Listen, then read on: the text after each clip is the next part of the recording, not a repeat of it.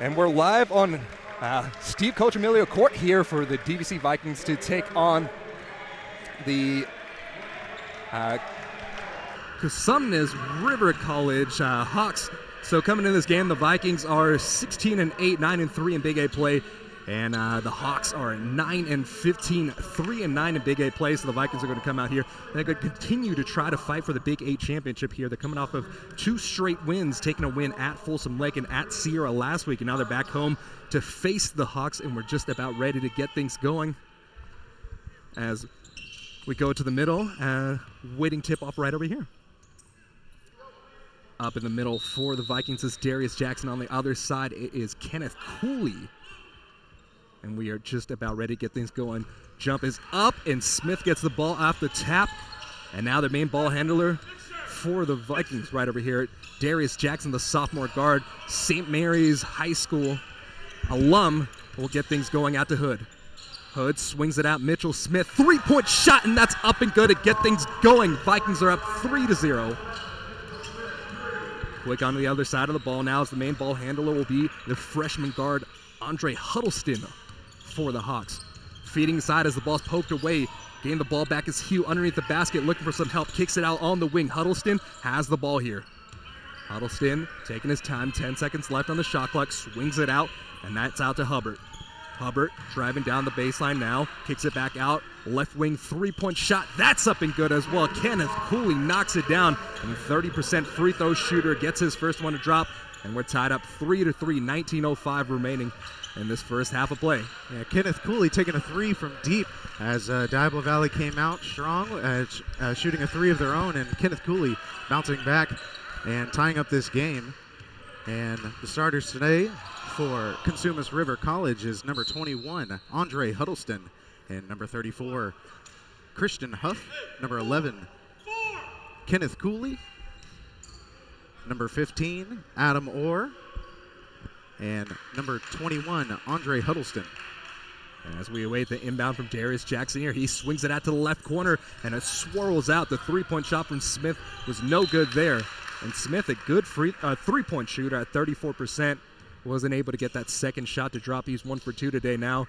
And as the ball swings back out of bounds, the Vikings will get their first substitution of the game.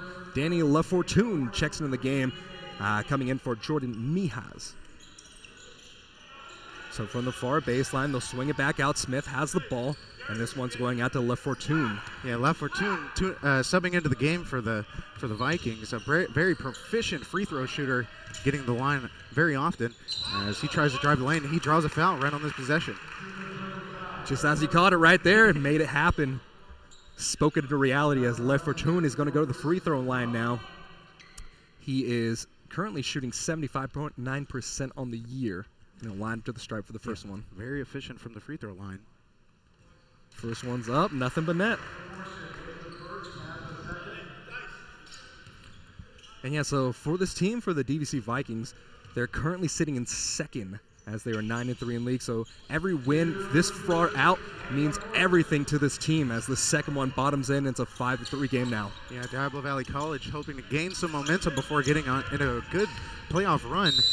As number 21 from Cosumnes River College drives the lane. That's Andre Huddleston drawing the foul, and he's going to go to the line for 2. That one actually should be a side out of bounds right over there as Huddleston got called driving down that lane. So inbounding is Hubbert as he gets back out to Huddleston. Now Huddleston will run the set, 19 seconds on the shot clock. Gets it up to Hugh. Hugh getting to the free throw line, shoots it, and that one's too strong. Strong offensive rebound by Cooley here as he kicks the ball, and it'll be a long 2-point shot. Huddleston, the man we called this whole entire time, shooting 45%, and that one finds the bottom of the net to make it a 5-5 game. 17:57 remaining in this first half of play. Darius Jackson got the ball on the top of the key. He drove in, pulled up from the free throw line, and a couple strong offensive rebounds are capped off by Isaiah Hood there, as Isaiah Hood gets his first points of the game underneath the basket on the nice second chance there. Yeah, getting another second chance on the tip in there from the Vikings as Cosumnes River gets an open shot right here, and number 11 drives the lane, and that's Kenneth Cooley yet again, who gets the ball in his hands, and already off to a good start is number 11, Kenneth Cooley out of Laguna Creek. So After the Cooley score, Cosumnes River will call the timeout, and we'll take a quick timeout as well. So you were tuned into DVC men's basketball here on the Viking Sports Network.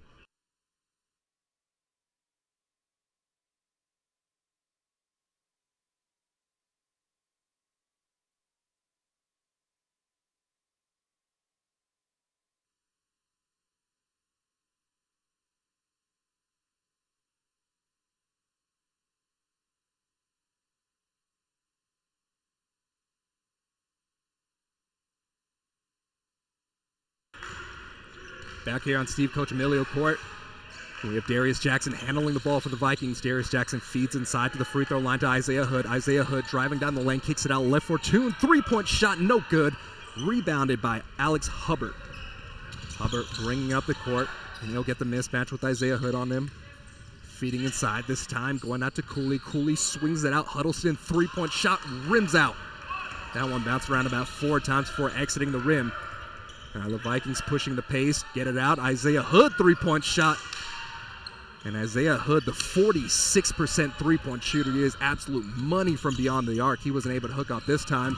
And now diving down the lane, strong impact between Cooley and Isaiah Hood there, as Hood will likely pick up the foul there. So that's the second team foul as Isaiah Hood picks up his first. And Kenneth Cooley just showing some aggression tonight. Him and Andre Huddleston not afraid to go towards the basket. And as Kenneth Cooley, he put both hands on the ball on that one, trying to drive the lane. And Cooley, I mean, he's really known for driving the lane. With 2.4 seconds left in the game against Folsom Lake, he was able to hit that game winner. So he's looking to ride that momentum coming in the game against the number 2 team in the Big 8. Hubbert trying to feed inside. That one's picked off. The Vikings with the quick hands will push the pace on the other side. Isaiah Hood down the lane, soft touch, finger roll off the glass. Isaiah Hood, the prolific scorer, the star for this DVC Vikings team, has put up quite a few points of his own early in this game, 9-7. And here's a steal right here from number 23 from DVC, and he's going to go up and get the foul. And that's number 23, Raul Harley. Yeah, and Raul Harley had a good game last time around against Sierra as well. 13 points, 5 of 8 shooting, and 1 for 2 from beyond the arc. So he did not shoot any free throws last game, so we'll see what he's able to do on the strike. Yes. On the stripe, rather, as Raul Harley shoots 70%. First one's up. That one bottoms the net as we get a substitution. So Christian Ho will check out, and then coming into the game will be Dylan Lau. Second free throw is up. It rims around before finding the bottom of the net. And the Vikings pull away with a 4-point lead, 11-7 with 16:12 on the clock. Dribbling up the court, using the left and the right hand. Transition between the two. Gets it out to Hubbert. Hubbert feeding inside to Liao, checking the end of this game. And Liao showing the strong post moves, checks into this game, gets to the other side of the basket, and underneath the basket uses the pump fake, gets up, and he gets his first points of the game. The only center on the roster, 6'9", 270, out of Sacramento, California, out of Franklin High School, and he makes an impact immediately. Yeah, Liao showing his height on that one, and down in the post and getting the pass and finishing off with the layup as DVC will draw the foul. And that foul will go against Kenneth Cooley there, as the handles of Isaiah Hood pay off. Scanning the floor is the 5'11", 155 freshman, and inbounding after Darius Jackson. After Jackson inbounds the ball, gets it back himself, and he airballs that three-point shot. So still be 11-9. Getting his first playing time, a returner from last season, the sophomore guard Brandon Gray, the 6'3", 170 sophomore out of Elk Grove, California, will get his first playing time of the game. As Isaiah Hood meets him across midcourt. And Huddleston looks to be the main man handling it so far for this Hawks basketball team. One-handed grab by Adam Moore here, and Adam Moore will work off the dribble. Getting it to Cooley, as Cooley is rejected there, but before he was able to get his shot off, he was called for a travel. So, still a good heads-up play there by Royal Harley, as he stuck with it, I mean, even past the whistle there. Yeah, played beyond the whistle on that one, but still got the block. I remember Kevin Garnett, even if a player drawed a foul, he would continue to try and get the ball from them. Yeah, that's the KG rule right there, right? Isaiah Hood swings it out. Mitchell Smith, deep three-point shot, and that one is money. Holy cow. 25-foot three-point shot bottoms the net. And the Vikings get a 14-9 lead now. And that was number 11, Mitchell Smith, as there's a steal right here.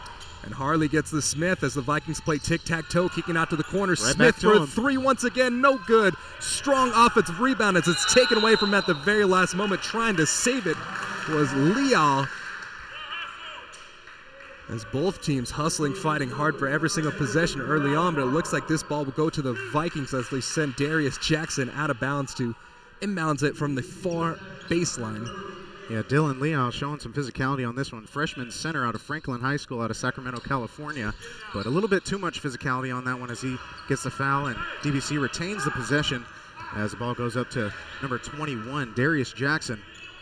Darius Jackson feeding inside. This one's out to Mijas. Mijas looking for some help, decides to take the shot himself, and he gets the roll into the basket. It stopped flat on the back of the iron, but then found enough Irish there to get to the net.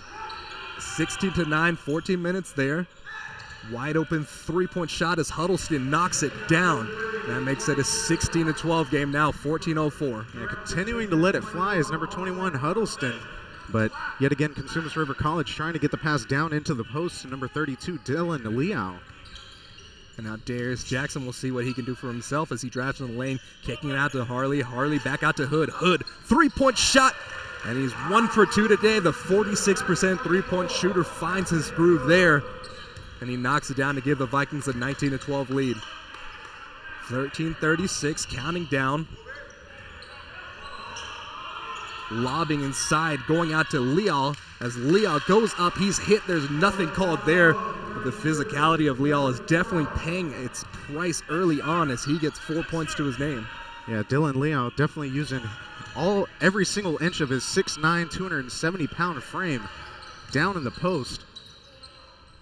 As Mitchell Smith shovels it out, and Isaiah Hood is 1 for 3 today from beyond the arc now. Garner showing off the handles, cutting through multiple defenders as the inbounds pass goes out to Leal. He kicks it back out. Huddleston has the ball, and he'll shoot a high arcing three. That one was no good. The stroke looked different from the three previous three-point shots that he had. And now the Vikings up the court with Darius Jackson. Timeout is called by Steve Coachemilio, the Vikings head coach. And we'll take the timeout as well. 12:45 remaining in this first half of play, 19-14. We'll take a break here on the Viking Sports Network.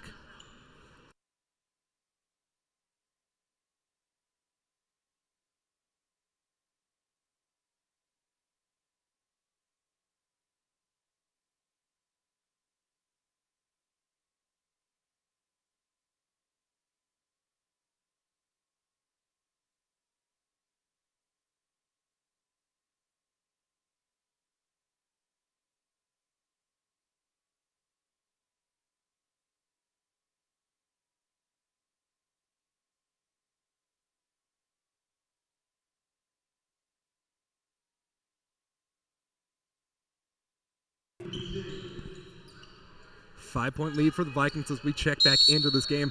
12:45 on the clock. The Vikings are up by 5, like I said before. And Darius Jackson has been the main man running the offense for this Vikings team. Mijas still in the game as he checked in as a substitution. Getting some good minutes here as Raul Harley has the ball. Smith cuts down the lane, kicks it out. Corner three. He didn't want to take it, was Hood there, but Hood strong play into the lane, goes up with the right hand, no good. Yeah, Hood finding some open shots early on, but missing on that one as Cosumnes River comes back up court. And Terrell Garner, the sophomore out of Elk Grove, California, has the ball here. Back out, and this one's out to Huddleston. Huddleston gets it to Gardner, and Gardner, for his first shot of the game, is able to bottom the net. 3 points go to his name, and the man only scores 8 points per game, but the stroke was looking good there early. Yeah, and he narrows his lead down to only 2 points as Diablo Valley College only leads by 2 points. Like I just said, 19-17 with 11 minutes and 47 seconds to go. And a telegraph pass by Mitchell Smith here, stolen off, going high over the rim. Good job still continuing to pursue the play as he didn't give anything up. Miha's bounce pass underneath row. Harley up and good. And that's going to be an assist from number 21, Darius Jackson right there as the man down after the steal. And the Vikings so far showing the hustle, showing the heart. And they're definitely playing with their heart on their sleeves early on in this game. 14 seconds left on the shot clock. Randolph, who just checked in this game, has the ball, and he'll get it back out to Gardner. Gardner driving down the lane, spins around, kicks it out. That one goes out to Huddleston. Huddleston hands the ball off to Randolph, and that's a missed shot. Randolph did not play last game.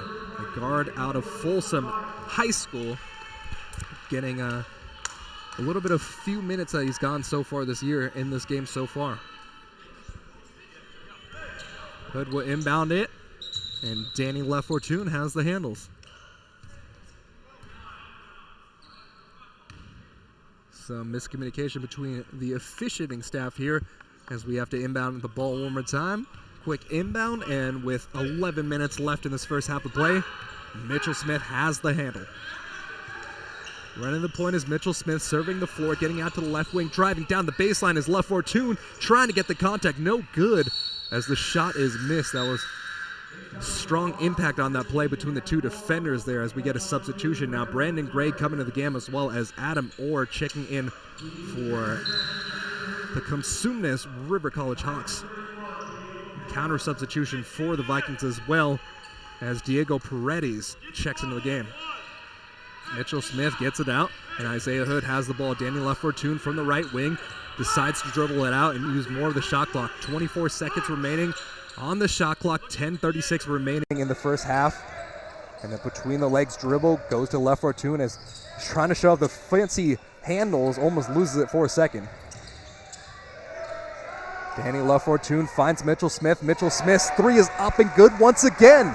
Smith has been a volume shooter from beyond the arc early so far, and it's paid off as he has hit the majority of his shots. Now on the other side of the ball, we're talking about strong post play, and that's Dylan Leal, once again rather, as he shows the strong hook.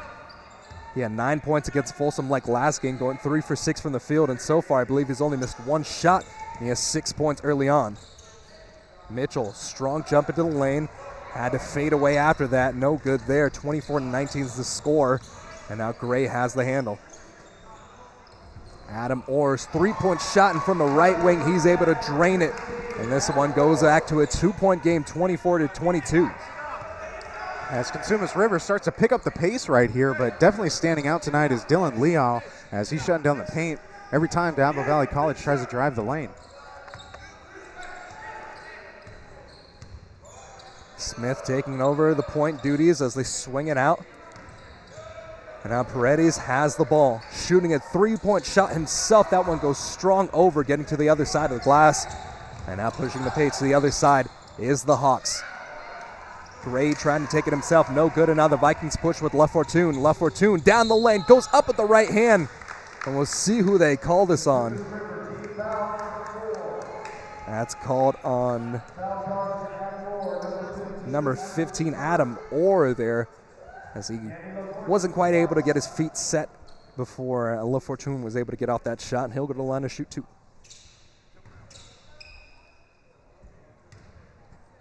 Danny, like we said earlier, 76% free throw shooter. Able to bottom the third one, so he's 3 for 3 so far in this game as substitution between the free throws goes as Darius Jackson checks back into the game for the Vikings. Second free throw shot's up. That one's missed, but a strong offensive rebound by Royal Harley there gets the Vikings the possession back. And then it goes right to Darius Jackson, who just checked into the game for the Vikings. And Darius Jackson has the ball tipped away from him there as he tried to thread the needle through traffic, and that one's picked off. The first scorer tonight from Cosumnes River College, number 21, Andre Huddleston, bringing up. And now awaiting a screen A little pick and roll action there as they decide to go out to Gray instead. Driving down the lane, Huddleston, strong right-handed shot, gets the teardrop fadeaway there, and he'll get the and one. 25 to 24 point game. The last time these two teams met up, it was the Diablo Valley College win. It was 86 to 80 as the Vikings got the win at Cosumnes River. Some of the numbers from that game right over there, the Vikings shot very well, shooting 49% from the field. And from beyond the arc, they really got it done, 45% as they shot 13 for 29. And in terms of the free throw advantage, the Vikings have the advantage today, but CRC did have the advantage in that game. So despite the fact that the Hawks are 9-15 and 3-9 in Big 8 play, this is a very good team. And when they get things going, they're a force not to really be messed with. Tied up at 25 after the two made free throw shots. And the Vikings trying to take the lead back once again with 8:20 remaining in the first half. Isaiah Hood drives down the lane. He gets it out, threading the needle out to Raul Harley as Harley went up for the two-handed jam. He was fouled before he could slam that one down, but it'll go to the free throw line as Harley, the 70% free throw shooter, will see if he can bottom two. And Diablo Valley College not afraid to attack the big center from Cosumnes River College, Dylan Leal, as they try to get inside passes and into the paint. Similar with this attempt right here, as number 23 from Diablo Valley College, Raul Harley, goes to the line. And Raul Harley misses the first free throw shot. He'll line up a quick second one, no hesitation, as that split free throw attempts there makes it a 26 to 25 game with 8:10 left in the first. Huddleston out to Orr. Now Orr works towards the top of the key, serving the floor. Out to Howe here. As Howe goes inside. Leal doesn't like the shot, so he kicks it back out straight away. Three-point shot. And the shorter man by far there was Darius Jackson, standing 5'11". He got the board over Leal there, who stands 6'9". Here, Bod trying to nutmeg the defender there as he throws it off. The defender bouncing off his own leg, and that's a turnover for the Vikings. Yeah, it almost seemed like it would be a kick ball on that one, but it's going to go back to Cosumnes River as number 21, Andre Huddleston, brings it back across midcourt. And now Huddleston, running the point from the right wing, will swing it out to Gray. Gray has the ball as he pump fakes, going as he loses the handle, able to get it off to Adam Orr as Adam Orr misses the three-point shot.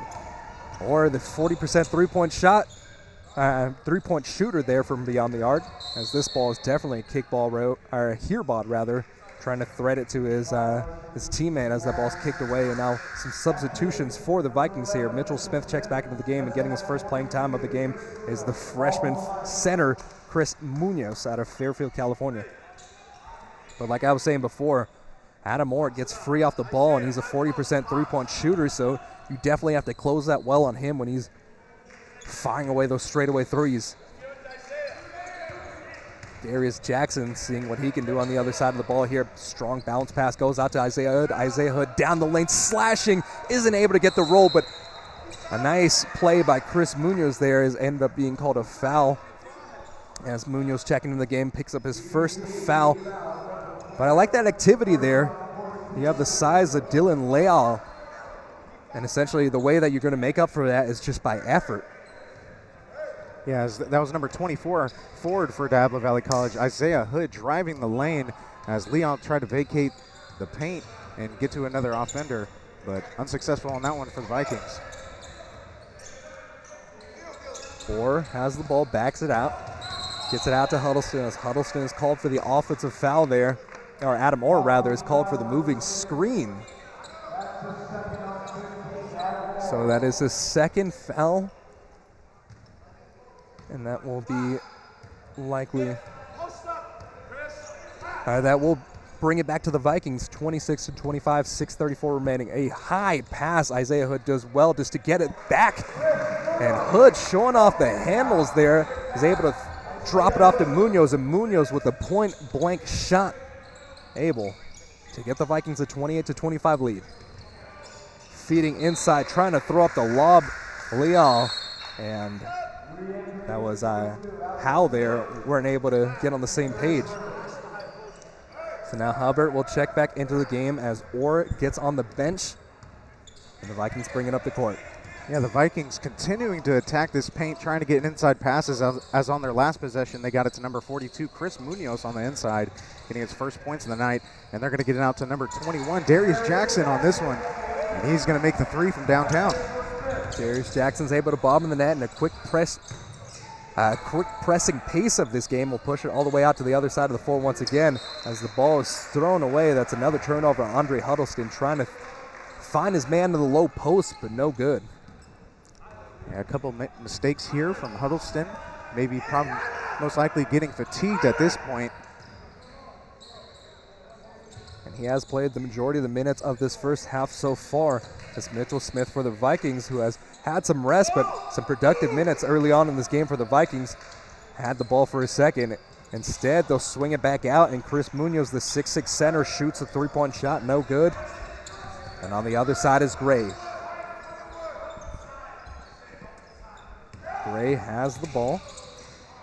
He'll drop it off to the left corner, trying to work his way inside the lane, loses the handle. Mitchell Smith able to tip it away, and the ball goes out to Darius Jackson. Darius Jackson pushing up the court, back out to Smith. And now Smith trying to feed inside, gets out to Hood, but Hood's shot is blocked at the top. Dylan Leal was their strong physical play as he gets his 23rd block of the year.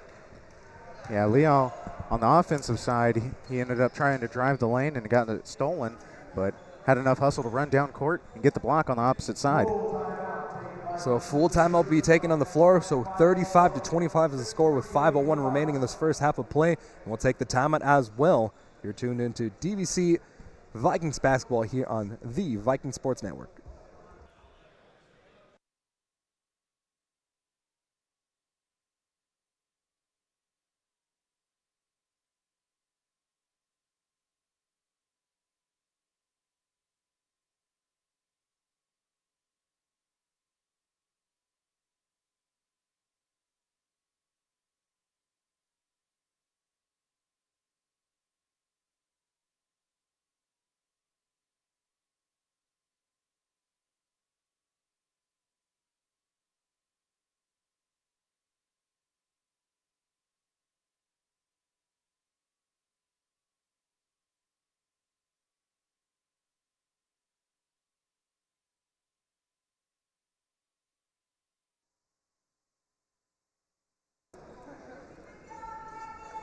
Back here on Coach Emilio Court, as we have a 6-point lead for the Vikings right over here. It's 31-25 with 5:01 remaining in the first half of play.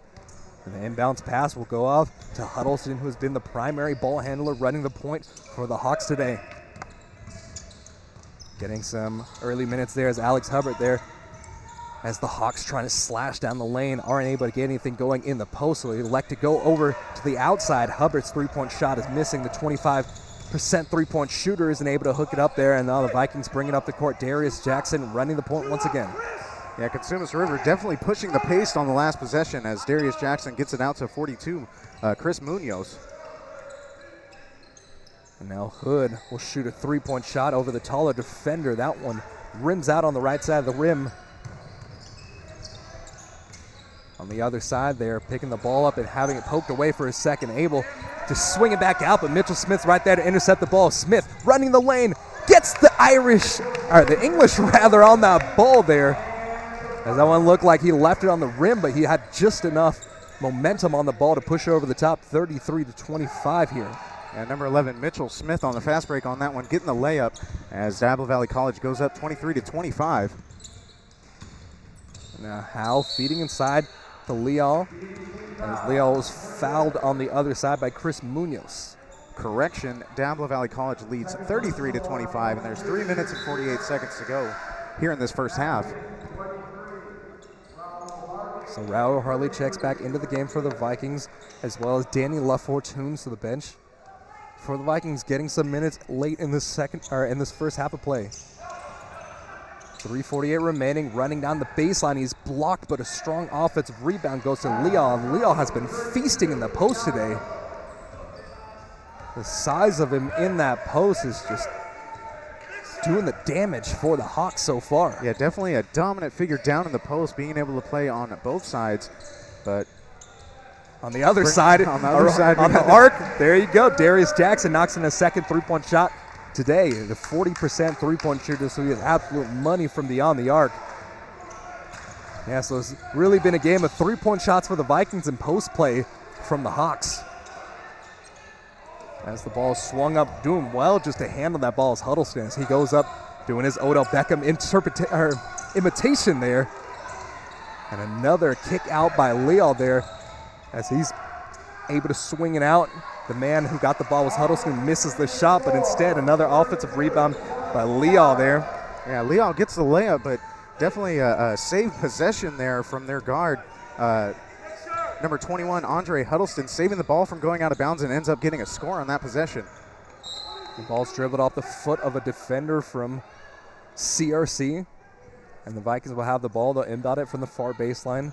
36-29, 2:35 remaining. Substitution for the Vikings here as Hubbert checks in the game, taking Darius Jackson out of the game. And Hugh will check into the game, and in comes Juve Randolph. Hubbert had the ball out the inbound, and Left Fortune will handle things now. Another deep three-point shot, and Mitchell Smith's range had a little bit of a limit there as he had that shot go wide left. Yeah, that was a deep three there from number 11, Mitchell Smith, as Cosumnes River gets a score right here. And Kenneth Cooley, he just found a soft spot along the baseline. He was able to make the Vikings pay. 36-31, 2 minutes remaining in the first half. The Vikings looking to build as much of a lead as possible.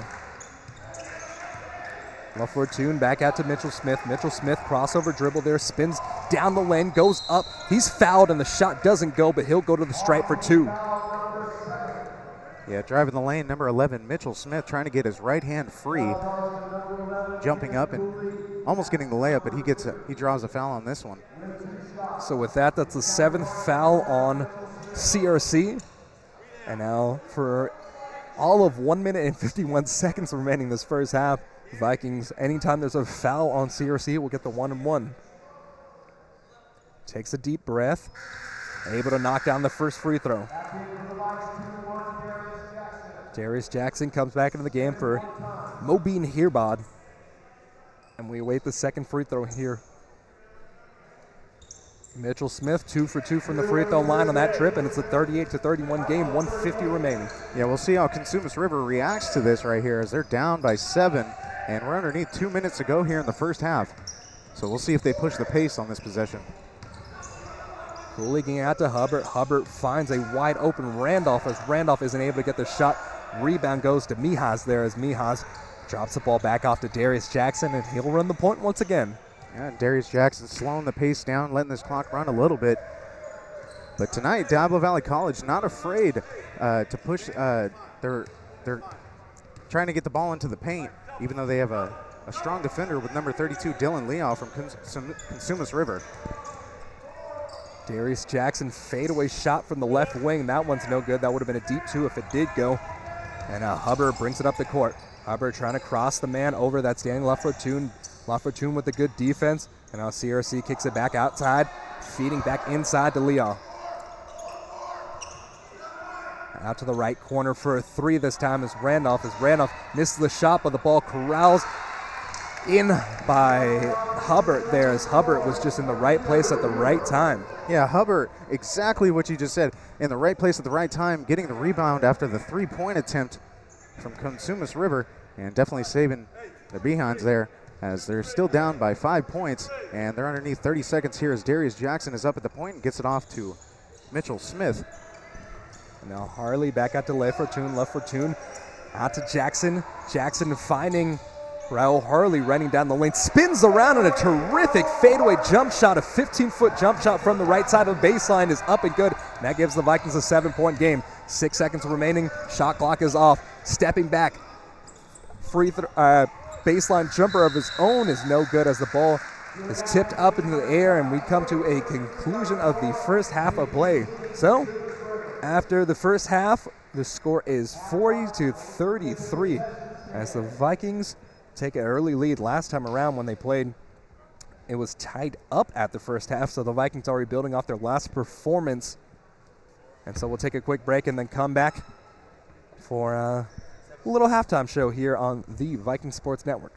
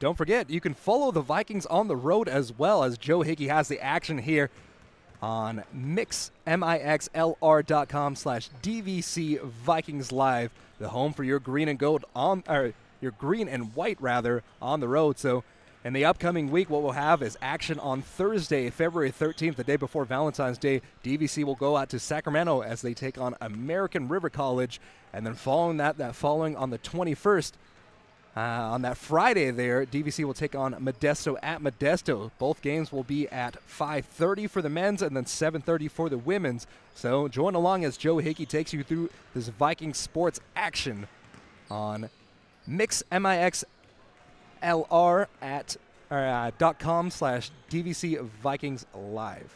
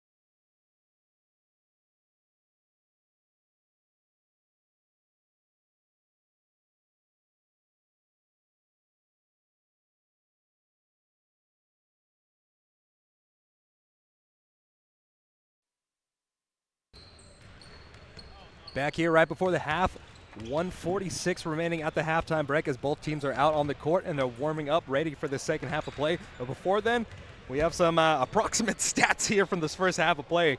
So we'll start out with the visitors of CRC there, and the two main guys, the main scorer for them has been Leah.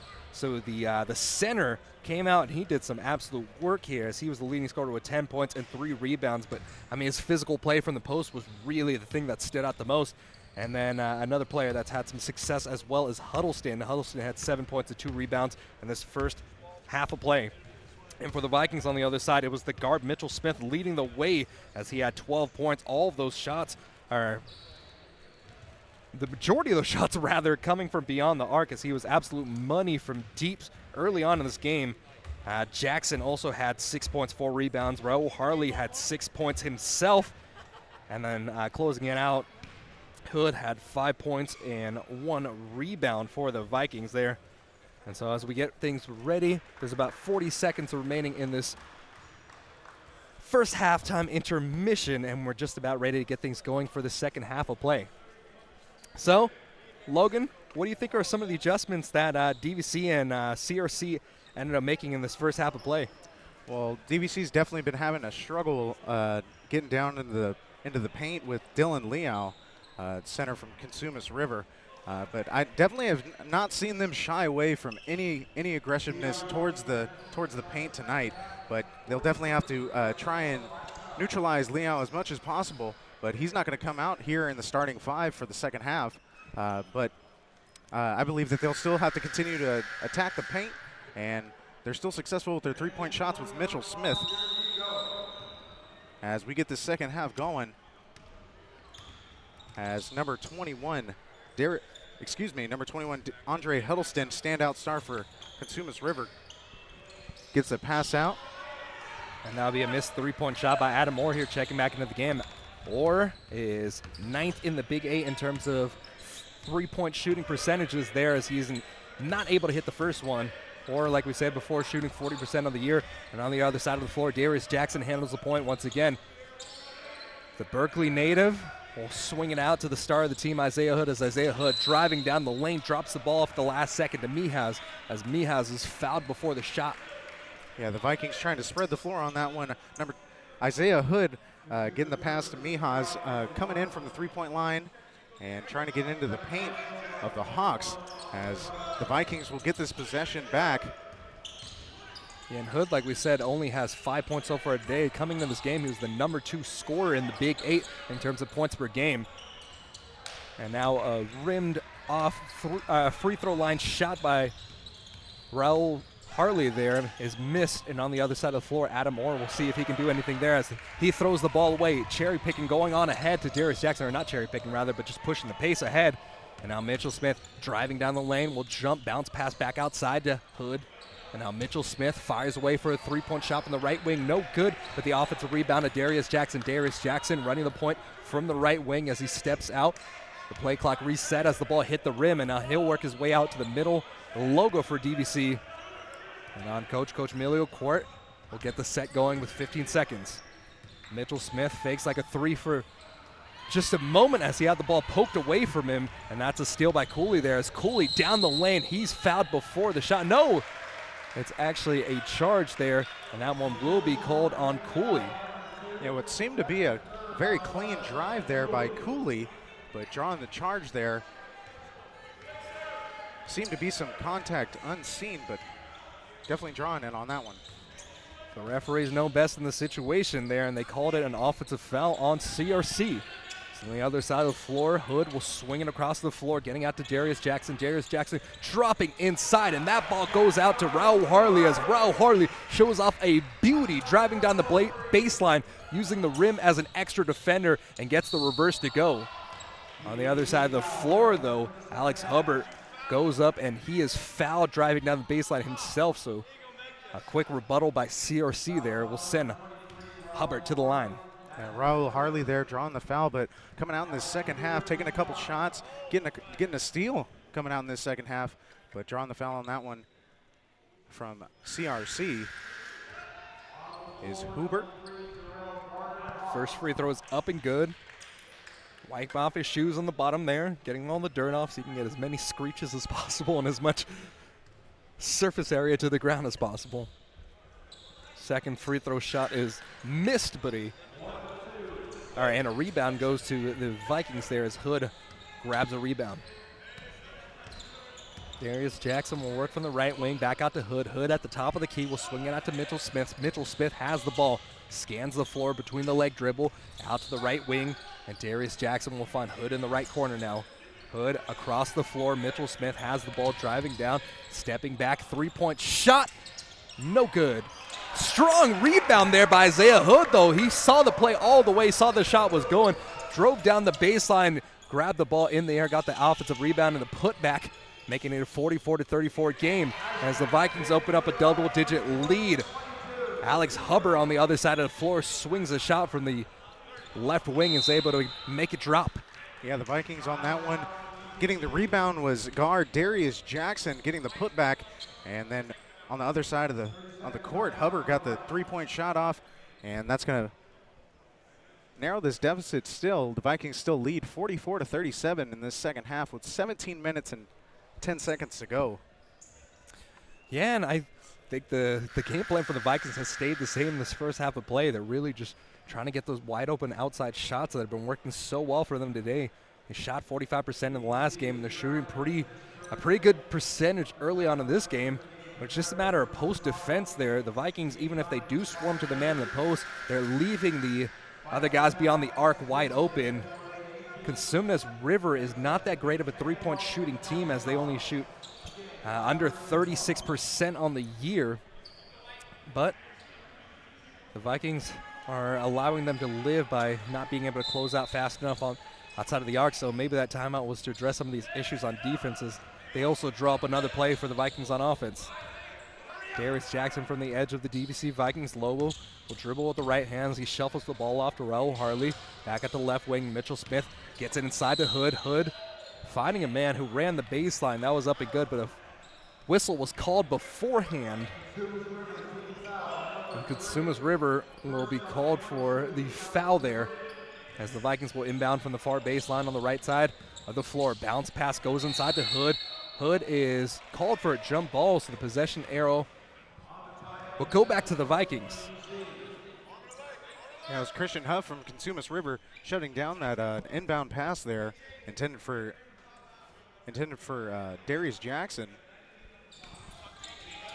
So the ball will go back. Mitchell Smith has the ball out at the right wing. Daniel LaFortune between the legs dribble back out to Smith. Smith working off a screen from Harley. Gets a one-on-one, swings out to the corner. LaFortune has the ball, looking at a man. Bounce passing inside to Hood. Hood has a man on him, spinning, using the moves, and he's called for a travel there. Shuffled the feet, and the post moves did not work there as Christian Howe, the 6'4 defender, the freshman out of West Sacramento, California, played the defense. Yeah, Darius Jackson doing everything that he could, but Christian Hu on that defensive possession, a great defensive possession, getting the jump ball and also the stop. And on the other side of the floor, Hood gets the ball back, threading the needle across the floor in transition. And the Vikings look like they wanted to push the pace and get some points in transition there, but instead the defense from CRC is able to get back. Harley has the ball out to Smith. Smith to Hood. Hood working from the left low block there, extended. And a foul will be called on CRC once again. Yeah, unfortunate call on that one as Hood swung that pass out to Darius Jackson with the wide open three shot, which he did make, but uncounted on this possession. Back into LaFortune. Mitchell Smith will dribble from outside of the three-point arc. Hood finds Daniel LaFortune inside the lane. Back out to Darius Jackson there as he works one-on-one from the left wing, calling for a screen, gets the switch, down the lane, pulls up, 12-foot jump shot, no good. And that'll be a offensive foul on Hood there as Isaiah Hood just got all up into the back of Christian Howe there as Howe get the defense of CRC rather won't allow the Vikings to get a shot off. Yeah, Howe handling his own as Dylan Leo subs out in this second half for Cosumnes River, but definitely handling his own is freshman forward Christian Howe. 7-point lead for the Vikings. Now a three-point shot from Gardner is able to fill the cup.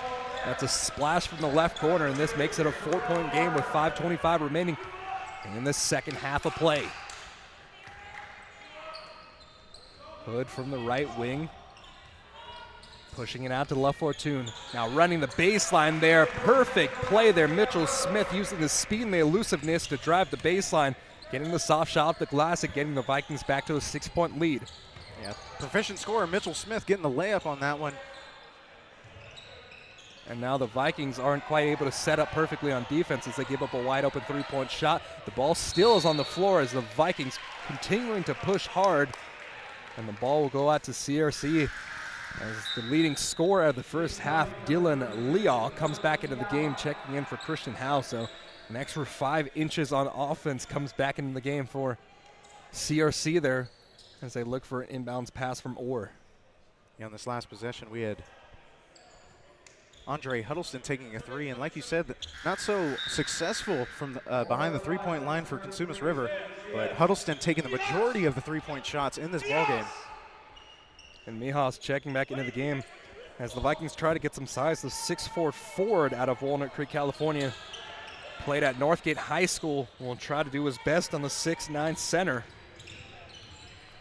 Gardner down the lane, didn't get anywhere there as Orr jumped up high for the save there as Orr took the ball underneath, lost the handle towards the bottom there, able to pick up his own shot, and there was nobody over the top because Vikings were going for the ball on the ground, and this makes it a 4-point game. Yeah, Isaiah Hood knocking the ball out of Orr's hands, but he was able to regain it and make the layup And now Mitchell Smith continues to show off the range.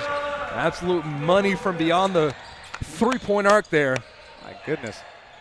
He's making it rain from behind the three-point line, Mitchell Smith. And on the other side, driving down the lane, going up, getting the shot and one is Alex Hubbert. As Hubbert will try to make his own three-point play work. Hubbert on that one getting great separation. As he showed off a great vertical jump on that one. Getting some space open for his hands and laid it up right there, drawing the foul. Before the free throw, Coach Emilio will like to take a timeout. So the score is 49-44 with 14:07 remaining in this game. And we got a fun one here on Coach Emilio Court here on the DVC Viking Sports Network.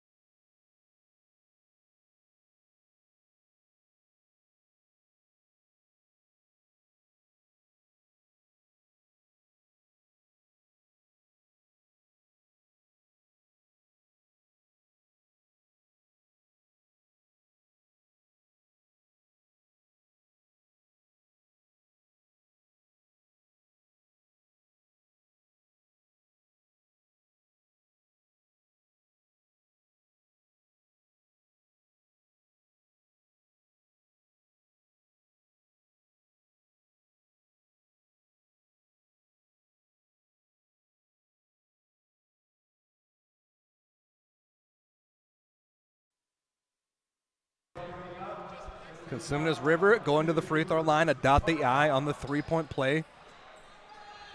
So we'll see if Alex Hubbert, who on the other side of the timeout was able to get the and one opportunity, see if he can cut this game to a three-point game. Or, pardon me, a four-point game. Free throws up, rims around, and that one's good, and it's a four-point game with 14:07 left. Yeah, Alex Hubbert getting the free throw after making an and one attempt. And completes that and one. Hood shooting a deep three-point shot himself. High arcing shot. Goes too strong as that one had a high rebound off the back of the iron there. Adam Moore was the man to get it. Sherrell Gardner working into the lane. He'll get to the free throw line and take the shot himself. Misses the shot, but an offensive rebound goes the way of CRC. And now cutting down the left wing there. That was Andre Huddleston, the second leading scorer in the first half. And he was contested at the rim, but just had enough strength to get the ball into the basket. So with 13:20 remaining in the rest of this game, the Vikings lead dwindles down to only 2.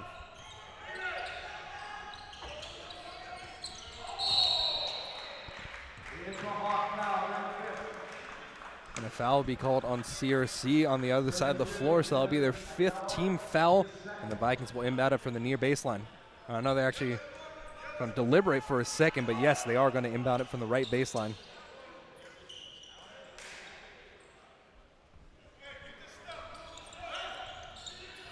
Surveys the floor, lofts it over the top, and Hood is there from beyond the arc. 20 seconds remaining on the shot clock. And he'll get the ball back out to Darius Jackson to run the set. Darius Jackson dribbles from the right wing. Steps up for a three-point shot. The wide open rebound goes back to the Vikings. Shuffling the ball back out to Raul Harley, and Harley's able to knock down the three-point shot. Harley, a capable three-point shooter, 36% on the year. And that gives the Vikings a little bit more separation. 5-point lead for the Vikings, 52-47 with 12:38 remaining. Down the lane goes Andre Huddleston as Huddleston goes up and about 11 feet out from the basket. He'll be fouled by Raul Harley in the process of shooting, so he'll go to the line to shoot 2. Yeah, Huddleston resilient down in the paint as he does not shy away from any contact going down against any defenders. First free throws up and good. Substitutions for both teams coming now as Danny LaFortune checks back into the game for the Vikings. So the Vikings will be undersized now as Jordan Mihas checks back out. Leon, the 6'9" center, will be the tallest man on the court as the second free throw shot is up and good. 52-49. The Vikings are able to get a substitution before they run back to the other side of the floor. So Raul Harley, who was matched up on Dylan Leal will check out, and in comes Chris Munoz, who will play defense on the strong post defender, or strong post player rather, and Leal. Handing the ball off to Jackson. Darius Jackson surveys the floor before scanning it back out to Mitchell Smith. Mitchell Smith looking to get a screen, working past the screen.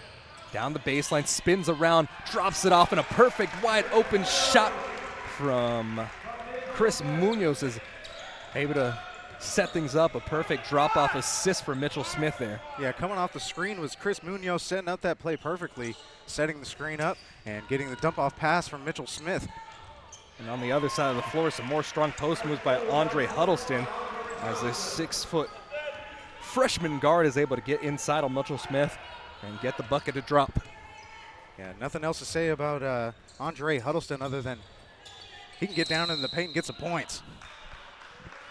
3-point lead for the Vikings here as there's a foul called on number 22. That's Alex Hubbert.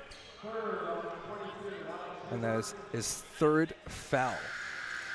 So one more and the Vikings will go into single bonus there. So if the Vikings can get in the single bonus before the 10-minute mark, that could be significant. Brandon Gray checks into the game for Alex Hubbard as the Vikings inbound it.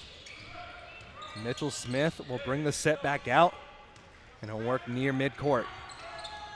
Working off a screen, gets a little bit of a clip there. Down the baseline, swings back out. Munoz has the ball. He'll dribble back out to LaFortune. LaFortune has the ball, and he'll step into a deep 2-point shot there. That was the 18-foot jump shot is no good. And CRC gets the rebound. Huddleston getting back into the lane there as the Vikings try to save the ball. It looked like Mitchell Smith was the last person to touch the ball as he poked the ball out of the hands of Andre Huddleston there. So trying to use all of his athleticism, diving out of bounds, tried to toss the ball in on a CRC defender, but that one didn't go exactly as planned. And so now we had another timeout here, 54-51 with 11:08 remaining in the second half of play here, and we'll keep it here for this break. Yeah, on this last possession right here, it was Andre Huddleston that drove the lane and seemed to be trying to draw the foul on that one from Mitchell Smith, but Mitchell Smith playing clean defense, but trying to throw that ball back in, and it's going to be Cosumnes River ball.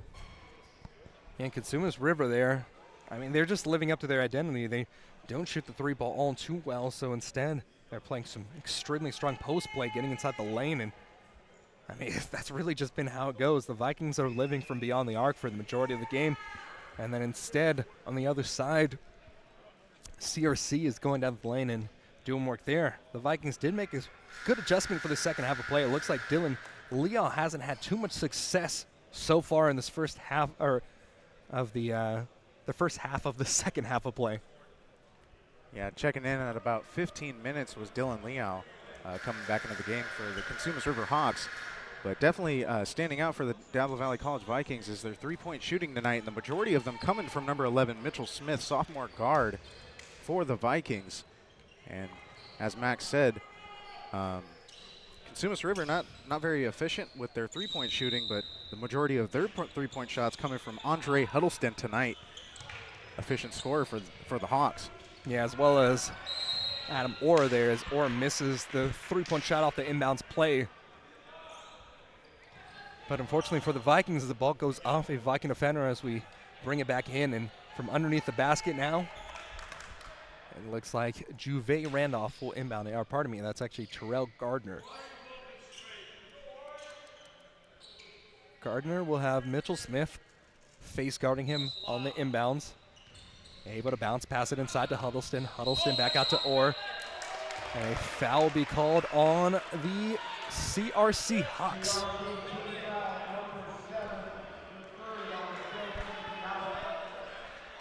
And all in all, a failed possession as Mitchell Smith inbounds this ball to Darius Jackson.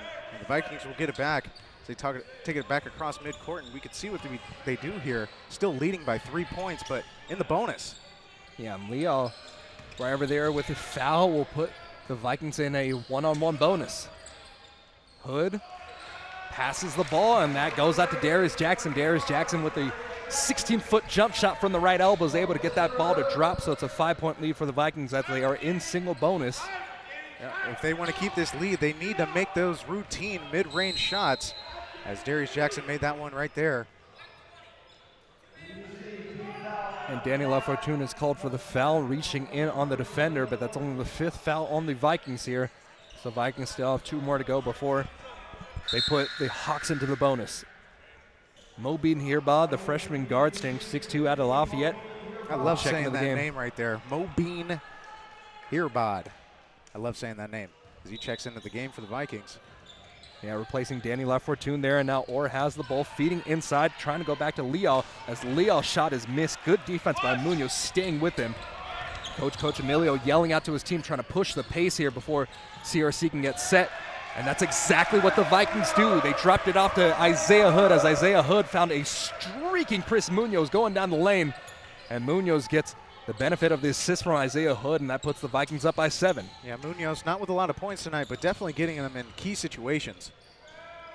High shot. That was a terrific job by Brandon Gray there, as Brandon Gray drove down the lane. High arcing shot off the left hand off the glass.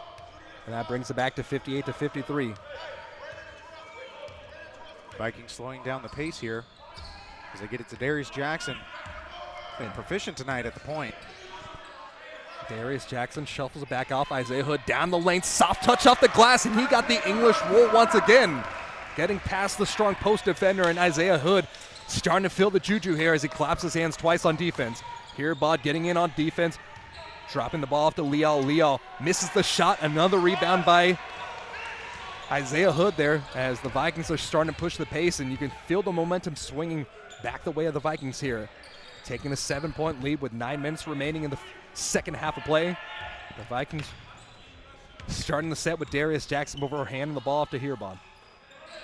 Munoz has the ball on the left wing out to Hood. Hood has the mismatch defender, has the center on him from the left baseline, down the lane, kicks it out. Munoz doesn't take the 3, back out to Hirbad. Hirbad down the lane, high shuffling shot from the left hand. That one's missed as the shot clock goes off. The ball hit the rim, so it reset, and Isaiah Hood was right there to collect it and tap it back in. Didn't even have to get the rebound, just tap that one back in, but another offensive rebound and board there for the Vikings. And on the other side of the ball, trying to push the pace was CRC, but Darius Jackson was right there to corral the missed shot, and he gets another rebound. Behind the back dribble there as the Vikings are starting to dwindle away the clock. 12 seconds left on the shot clock, 8:13 remaining in the second half. And the Vikings are sending Roe Harley out to the scorer's table. No good there. It's a 30-second violation there as the Vikings took just a little too much time off the clock. Darius Jackson was last man to get the shot off with seconds remaining. Now the Vikings will get the substitution in before the break, but we'll take a quick break here. Vikings are up 62-53 as they're up by 9 points here with 8 minutes and 2 seconds remaining in the rest of this game. So we'll take a quick break before coming back to the other side here on the Viking Sports Network.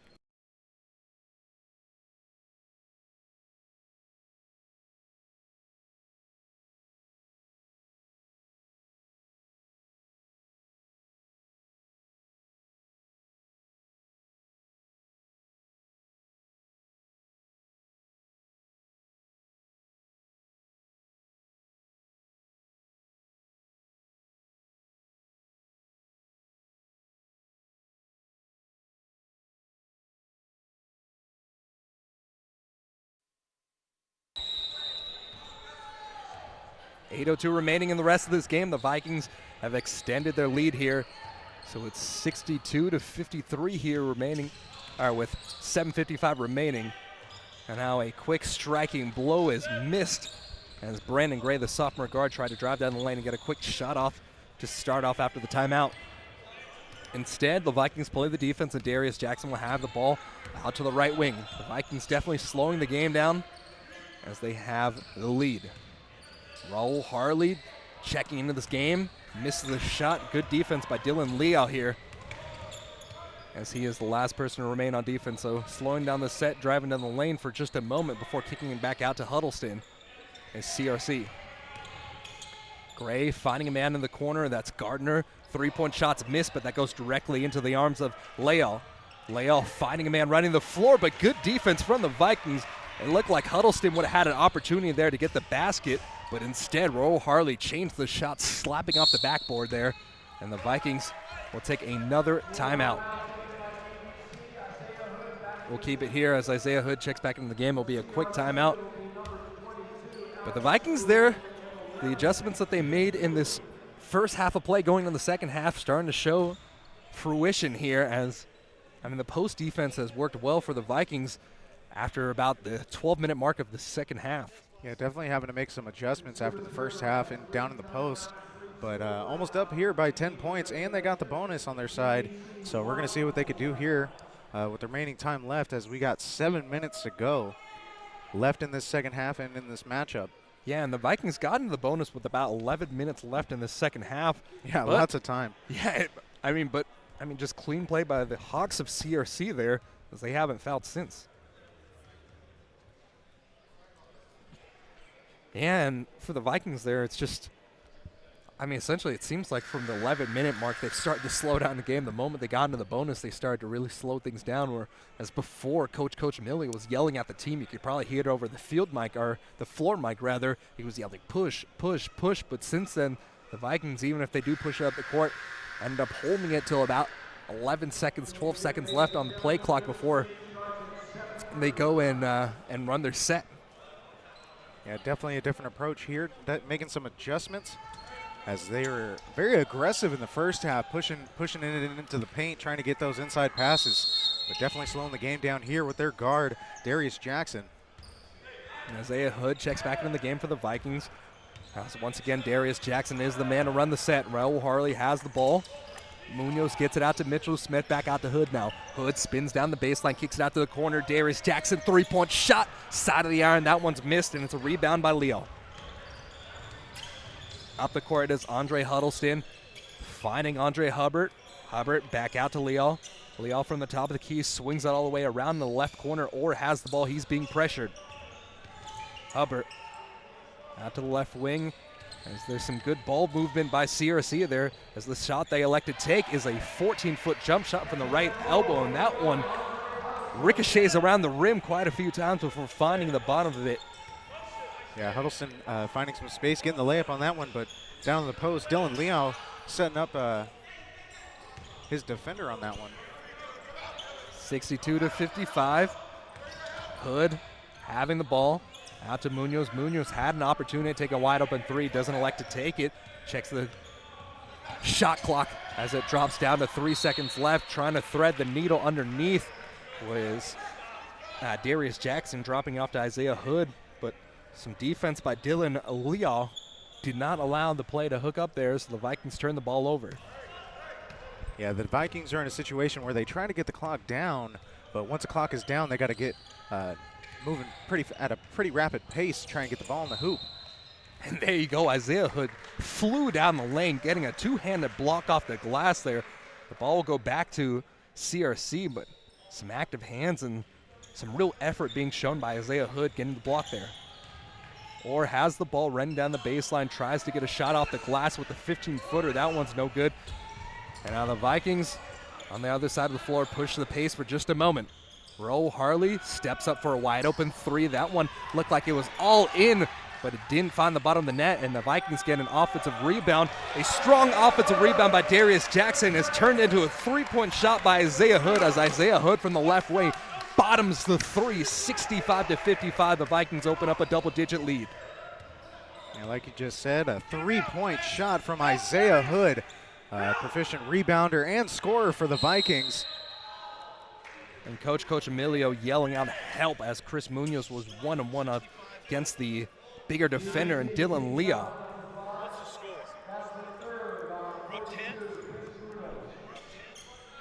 65-55 is the score. As Coach Emilio asked the scorer's desk here. Calling for the ball pressure there, and the Vikings do get that ball pressure. As an out-of-bounds play is, the ball is taken out of bounds. Kenneth Cooley got the ball in the inbounds, but the Vikings' ball pressure was too strong, forcing the turnover.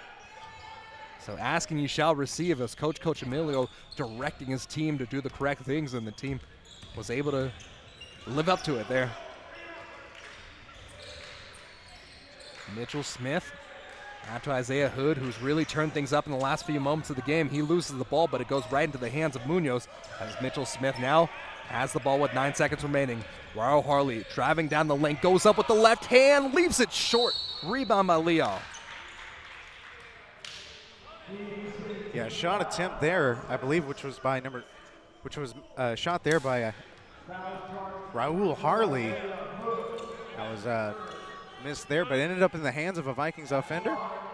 And with the foul there on the other side of the floor, that will be the 7th, so we'll go to a 1-and-1 opportunity.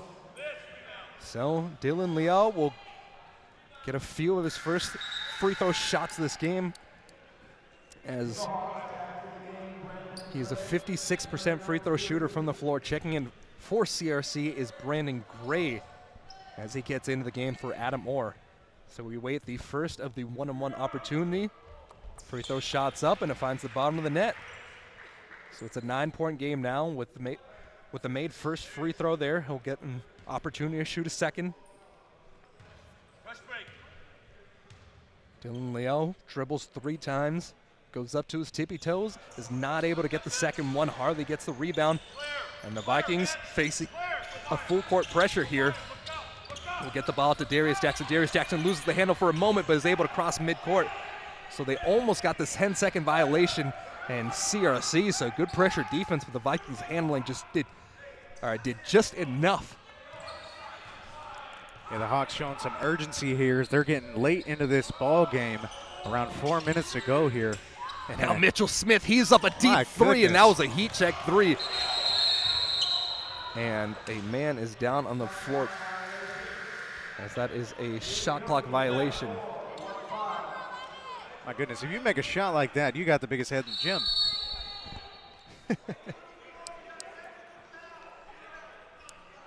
So losing track of the play clock, I guess, and never reset on the other side of the floor there.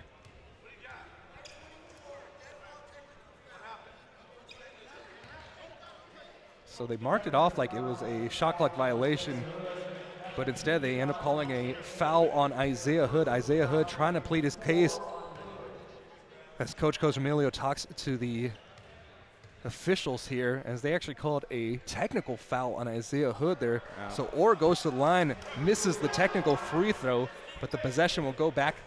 All right, it's a 2-shot technical then. Wow. I think the referee said Isaiah Hood tossed the shoulder into his defender. So after the foul, it'll be 2 shots. Splitting the free throws is Adam Orr, and now Hubbert will inbound it. But that's pretty big there, as it's 65-57. Yeah, very critical moment there, narrowing this lead down, as they could use those 2 points. So it's an 8-point game with 4 minutes remaining. Crossover dribbles Huddleston, as Huddleston gets into the lane and isn't able to get the shot to drop, but instead on the other side, Leal, flat-footed, just tipping the ball up, able to find the net. 8th foul on the Vikings here, so 2 away from double bonus. 3:33 remaining, 65-59 is the score. Danny LaFortune into this game, gets it off to Mitchell Smith. Mitchell Smith steps back for a 3-point shot, and he misses the shot, but Cooley was underneath his feet there, and he will be called fouling the 3-point shooter. So Mitchell Smith, the 77% free throw shooter, will go to the line for 3.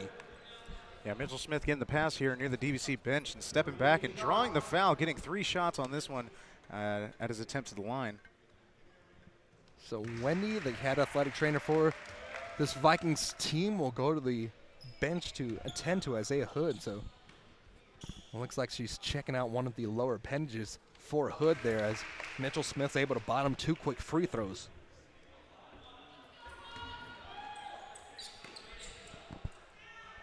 Lines up for the 3rd and final free throw, and he's able to bottom all 3. So the terrific free throw shooting of Mitchell Smith ties into his 3-point shooting as well. Yeah, 19 points for Mitchell Smith. And he makes it a 9-point game. Danny LaFortune playing the defense for the Vikings on Huddleston. Huddleston doesn't like the shot, so instead he drops off to Cooley. Cooley misses the shot, but it's an offensive rebound by Leal, and the Vikings push away.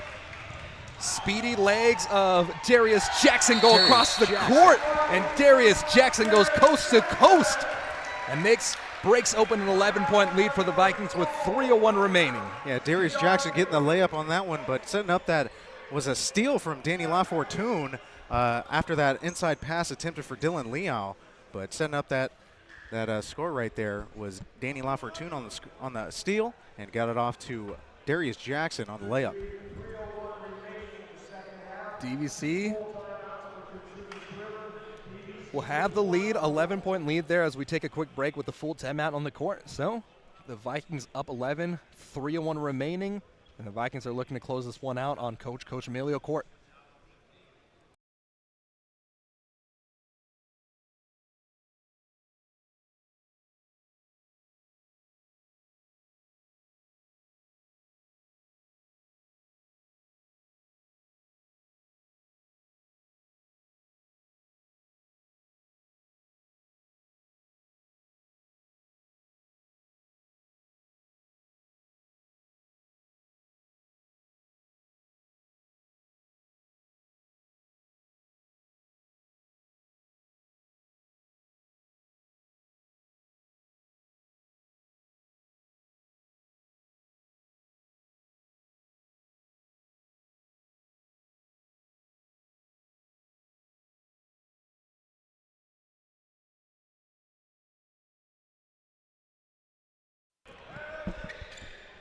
Back here on Coach Emilio court here as we are awaiting the inbounds pass from Orr. Orr inbounds it to Huddleston as Huddleston will be the man to handle. 3 minutes left, so the time is running down on CRC here. They're going to need to work with some urgency as the Vikings have played some stout defense in the second half. Orr shoots a three-point shot. That one rims out. And an offensive rebound from the Vikings there goes to Raul Harley. It looked like Leal was right there to get the offensive rebound, but at the last moment, Harley was able to swoop in and steal it away from him. Vikings running down the clock here. Darius Jackson dribbling with the right hand. He's being pressured off his left hip. Dribbles the ball, gets the defender away, almost steps on the midcourt line, doesn't do it though, and the Vikings get a wide open shot. Mitchell Smith trying to fire away another three-point shot, and that one's no good. 2:13 remaining, getting down the lane, blocked by his own offensive player. Hubbert got in the lane, but he got into the body of Leal there. Yeah, very awkward play there. Leal putting his hand up to try and get a pass. And then on the other side, Darius Jackson makes them pay as Darius Jackson, who scored the last 4 points for the Vikings, driving down the lane and showing his abilities as a guard going down. I'm just still confused on Dylan Leal's play on the last one, trying to reach up for a pass, like calling for a pass, but ended up blocking his own offender's shot. Huddleston into the lane, and the strong hook shot from the free throw line is up and good. It's still an 11-point game for the Vikings, and this one looks like it's just about done. 1:20 now remaining. Yeah, Huddleston 15 points on the night. And Coach Emilio coaching up his team. Spinning around is Darius Jackson there as he holds down. 9 minutes remaining on the shot clock. 1:10 remaining in this game. Mitchell Smith pushes off with the left hand. So he flowed into the lane, was looking for the 15-foot jump shot. That one was no good as he pushes off with the left hand. So that'll be an offensive foul on Mitchell. And now final substitutions for this game likely as Terrell Gardner checks in for CRC and Isaiah Hood checks back into the game for the Vikings. Isaiah Hood comes up playing, looking like he was showing pressure on the full court press for just a moment, but instead he backs up. And now from the baseline, a missed shot from Andre Huddleston from the right, low block. Will be no good as a foul is called by Kenneth Cooley on the other side, so the Vikings will go to the line for a bonus here.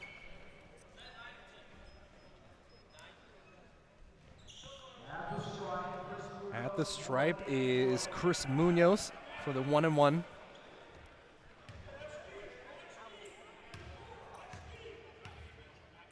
Dribbling the ball twice, up, and able to knock down the first. The Vikings already sending their players back on defense there as CRC just has to go out and basically put every single man in, or put enough men to get the rebound, and put a man on the other side of the floor and Adam Orr to see if they can get a quick three-point shot. But with a 12-point lead, the Vikings look to possibly have this one out. Anything short of a miracle. Second free throw shot is up and missed. A rebound goes out to Cooley. And now with the clock kicking down into the double digits now, 53 seconds remaining. Adam Orr has the ball. And Huddleston down the lane gets fouled on the shot. Isaiah Hood was called on the foul as Huddleston, getting the majority of his points from the paint today, goes up with the right hand. And that's really been his go-to shot today. Just driving down the lane, going up with the right hand down the baseline, or down the lane there. Yeah, definitely his go-to shot. Not shying away from any contact, getting down into the paint.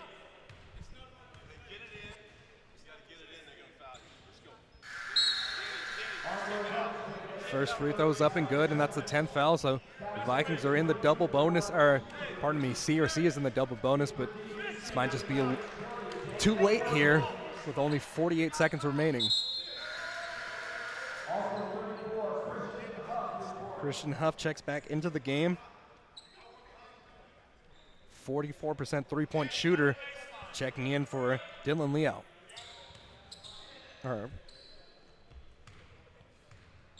Dribbles twice, up and is able to bottom both the free throws. So it's a 10-point game with 47 seconds remaining. The Vikings need to break the half court with 5 seconds to go.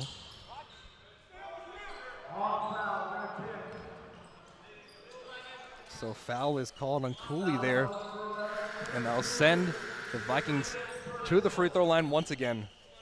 So this game is just about finished, but we just got some extra little cosmetic points left to be put on this score.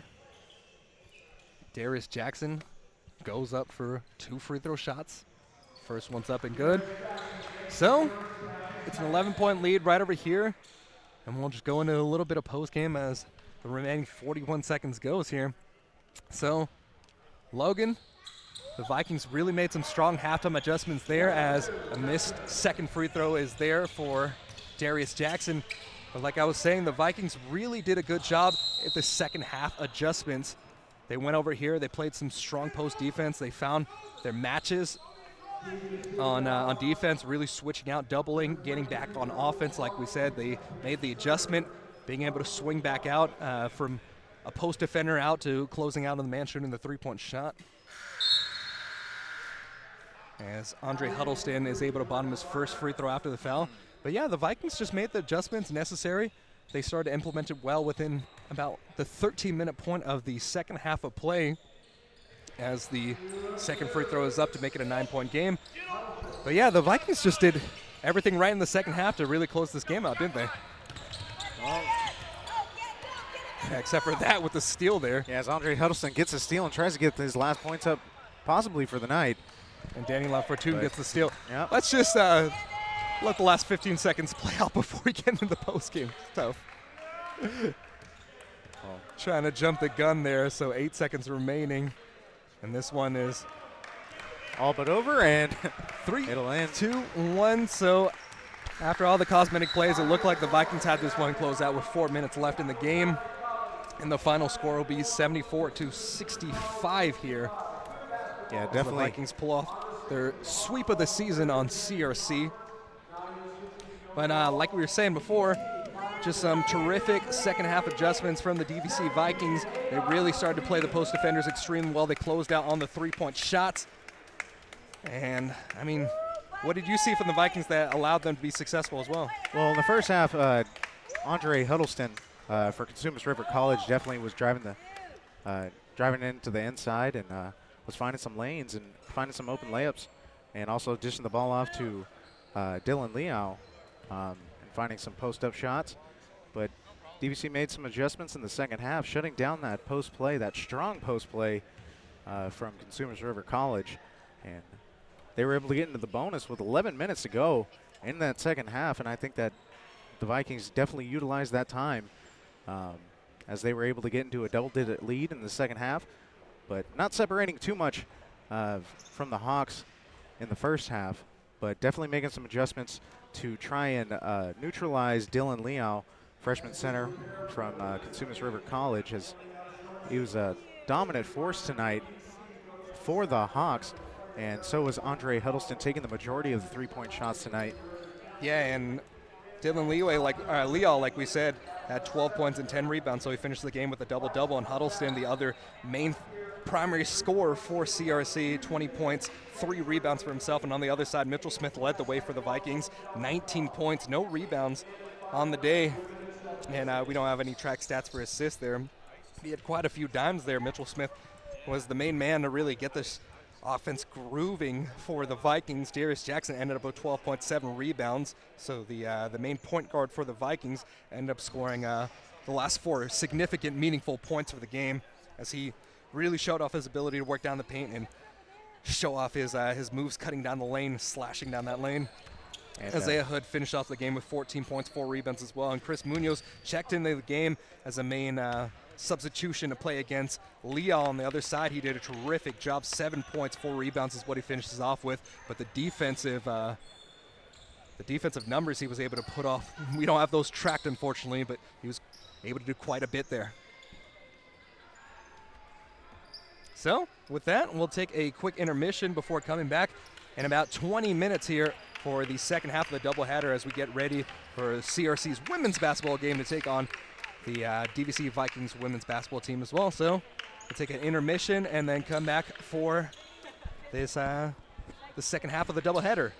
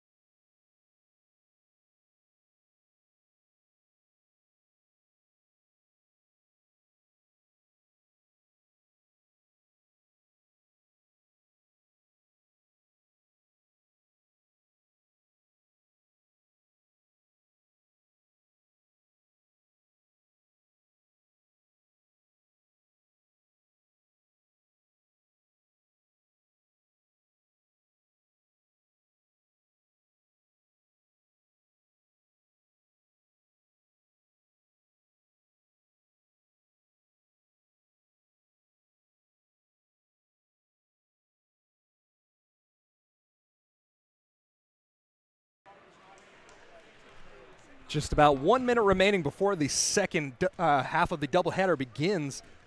But before that, I just want to remind you guys that you can still follow the Vikings on the road, as the great Joe Hickey has coverage of the green and white on the road on mixlr.com/DVC Vikings Live. He has the audio coverage on his radio network right over there, and he'll be covering the upcoming games there. So next game will be Thursday, February 13th against American River College at American River College. So Joe will be driving up to Sacramento and covering that one. And then the following Friday, he'll be covering DVC versus Modesto at Modesto on Friday, February 21st. Both those games will be double headers. Men's will start at 5:30. Women's will be at 7:30. And you can follow along on mixlr.com/DVC Vikings Live for all things green and white. On the road, that is. Joe Hickey has you covered there. Tune in.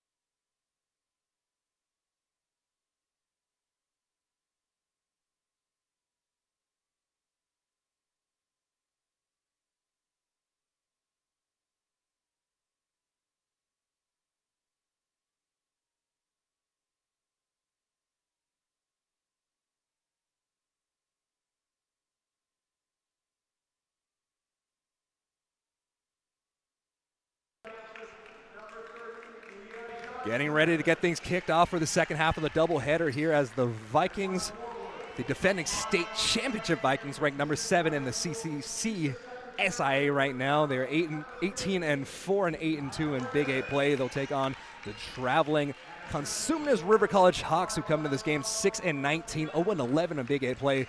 So the Hawks are looking to get their first win of the season over the number 2 team in the division in DVC, as they trail San Joaquin Delta College by 2 games. So the Vikings really need this one to stay alive and see if they can continue to host the number 1 seed in the upcoming playoffs here.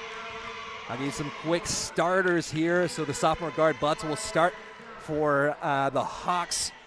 Starting at guard/forward is Chelsea Shirley. The freshman will be right over there. Micaiah Farr will be at guard/forward, the freshman out of Sacramento, California. At guard as well is Cabrera, the freshman out of West Sac, and Veronica Alejandrez will be starting at forward for the Hawks.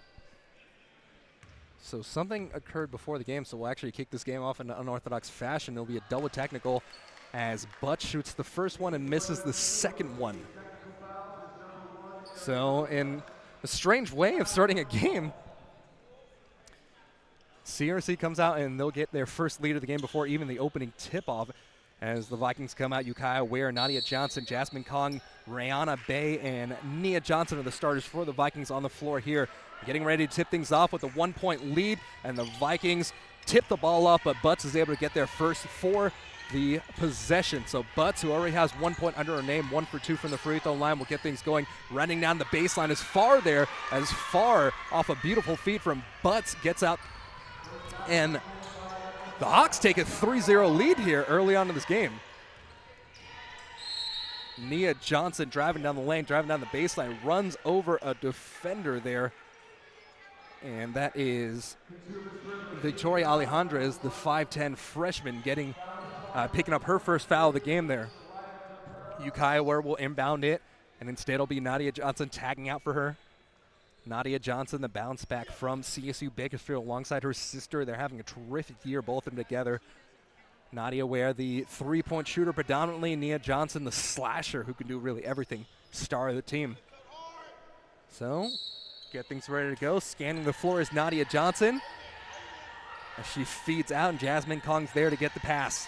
Jasmine Kong handling with the Vikings trailing by 3 early on. Spins around the lane, kicks it out. Not Nia Johnson has the ball as she finds a player running on the floor there as kicks it back out to Nadia Johnson. Nadia Johnson running down the lane, and Blue 23 picks up the foul, so that'll be the second quick foul on Victoria Alejandrez. So it'll be a 2 shots for the Vikings here, and Nia Johnson gets online quite a bit. This will be her 214th free throw attempt of the year as the first one goes strong off the back of the iron. She's shooting at 60% so far, so she's 129 for 214 on the year. 3 dribbles, setting up the second free throw, and that's up and good. So it's a 3-1 game now, so the Vikings are breaking the 0-point little barrier there, and the Vikings show the pressure right off the gate. The Hawks doing a good job just trying to skip across the floor, and they break the pressure of the Vikings full court pressure with Farr. Butts has the ball with 17 seconds on the shot clock. Hawks are leading by 2 early on. Throws the ball up in the air. It's tipped off by a Vikings defender, but it goes straight into the arms of Farr. Farr gets the ball, kicking back out to Butts. Butts out to Shirley. Shirley shoots a deep 2-point shot that almost rims out. It goes off the side of the iron, touches the top of the backboard, and then falls to the bottom of the net. So a 5-1 lead now as Nia Johnson on the other side going coast to coast. Euro step with the left hand off the glass, and it's a 5-3 game, 8:40 remaining in the first quarter. Feeding ahead out to Butts. Butts shooting a deep 2-point shot. That one's no good. A rebound by Farr there, the 5'8 forward. And now they'll reset the set with Butts. Butts bounce passes. It goes out to Cabrera as Cabrera is fouled on the floor by Nadia Johnson. That's the first team foul on the Vikings, and the first on Nadia Johnson as well. And from the far sideline on the far side of the floor, the inbound the pass. Inbounds pass is stolen away, diving down to the floor, getting the possession is Rihanna Bay. Rihanna Bay doing a terrific job there, showing all the hustle in the world, and that's the real identity of the teams as Cabrera picks up her first foul of the game. So quick 3 fouls on the Hawks there. But this Vikings team is all about volume, and they're all about pressure. That is their identity, and the fact that they only played 7 players last week was absolutely astounding. Nia Johnson running down the lane, loses the handle for a second. It goes off the hands of Victoria Alejandrez as that ball is scooped out of bounds, and the ball will go back to the Vikings. Nadia Johnson out to the baseline as the Vikings get their first substitution in the game. Jeanne Money checks into the game for the first time for Nadia Johnson. And she'll look to inbound it for the near baseline. Feeding out to Lauren Kong. Lauren Kong has the ball, takes a step, looking for a woman to pass it to, gets out to the right elbow. That's Nia Johnson, hook pass inside. That goes off to Ukiah Ware, and Ukiah Ware gets the bucket to drop. 40% shooter from the floor as the Vikings get it still. Nia Johnson's there, leaving the shot short off the glass. Still fighting for it, trying to get a jump ball on the play, but instead it looks like Nia Johnson will pick up her first foul and the Vikings' second foul of the game. Like I was saying before, Ukiah Ware, absolutely a beast from inside of the post, shooting 40%. She's the leading rebounder for the Vikings with 9.2 per game, the leading blocker with 1.5 blocks per game, as she almost picks up another block right over there on the other side of the floor. Burley Jordette, who just checked into the game for the Hawks, will go to the free throw line as she was fouled in the action. Just a little too much wrist on the play by Ukiah Ware there. 2 free throw shots, and the game is tied up at 5-5. It started off with those 2 technical fouls, giving the Hawks a 1-0 lead. And from there, the Vikings have fought back, and now Jordette misses the free throw there. She's an 80% free throw shooter, so that is uncharacteristic from her. Dribbles, stops for a second, misses the second one. So the Vikings get away with that one as both free throws are missed. Fighting for the ball there is Rihanna Bay, as Rihanna Bay was not able to quite get there. The ball is tipped out by Jordette now. Or tipped out, and Jordette will inbound it. Jordette scanning the floor. The Vikings showing a lot of pressure there. She needs to get it off soon. Bounce passes it, and the ball's tipped out of bounds once again. Vikings continue to bring pressure on the ball handler right off the bat, not giving the Hawks a single second to breathe. Swings it out, and they get some space along the left corner. Butts handling as Ariana driving down the lane, drops it off to Shirley. Shirley down the baseline. She's fouled hard underneath the basket. Getting some assistance up there is Shirley, as Nia Johnson picks up a foul of her own there. Nia Johnson picks up her first foul of the game as Jasmine Cog checks it out of the game. Yanira Gabrielle will come into the game. She had a big double-double last week against Sierra, 17 points and 10 rebounds for her. Going to the line for the free throw there. First free throw shot's up, and it goes off the left side of the rim and exiting off. So in terms of free throw shooting, Cosumnes River is a 57% free throw shooting team. So far tonight, they've taken about 6, but only made 1. But they are winning the rebound battle as to be expected coming in this game. And the Vikings tipping the ball and almost stealing it away for a moment. Shirley had the handle, gets it back out to Butts. Butts calling the set with her left hand as she's picked up by Ukiah Ware along the right wing, gets a screen, gets a switch on by Gabrielle, driving down the baseline as her shot hits the bottom of the net, and it's popped out of bounds as Gabrielle will inbound it. Vikings doing a terrific job shifting around, moving, switching on defense. And the man-to-man, or woman-to-woman defense, rather, for the Vikings paying off so far. 5-5 game, 6:56 remaining in the first. And Rihanna Bay will be the one to handle it. Gets it off to Nia Johnson. Nia Johnson back out to Bay. Bay pointing out the set. Handing the ball off, trying to reset her dribble. Loses the ball for a second, but gets the ball back from the left wing. Show crossover into the lane. Kicking at. Gabrielle has the ball. Back out to Nia Johnson. 10 seconds left on the shot clock. She'll step into the lane, looking for some help. Dropping it off, and now will be called a travel. Picked up her pivot foot for just a moment. She found Ukiah Ware underneath the basket, but that was no good. DVC under the tutelage of Ray Mondovan in his 5th season with the Vikings will take a timeout to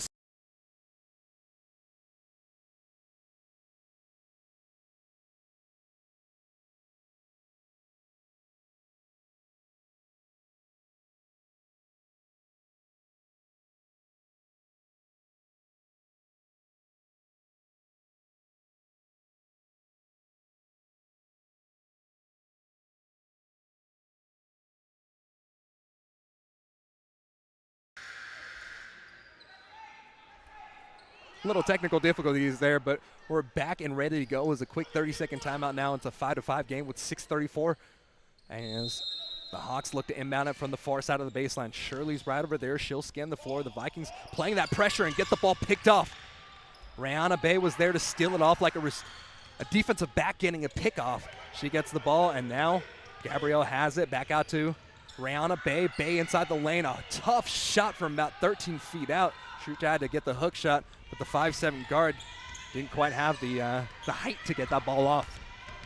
Playing some tough defense on Butts now as Butts trying to cross over.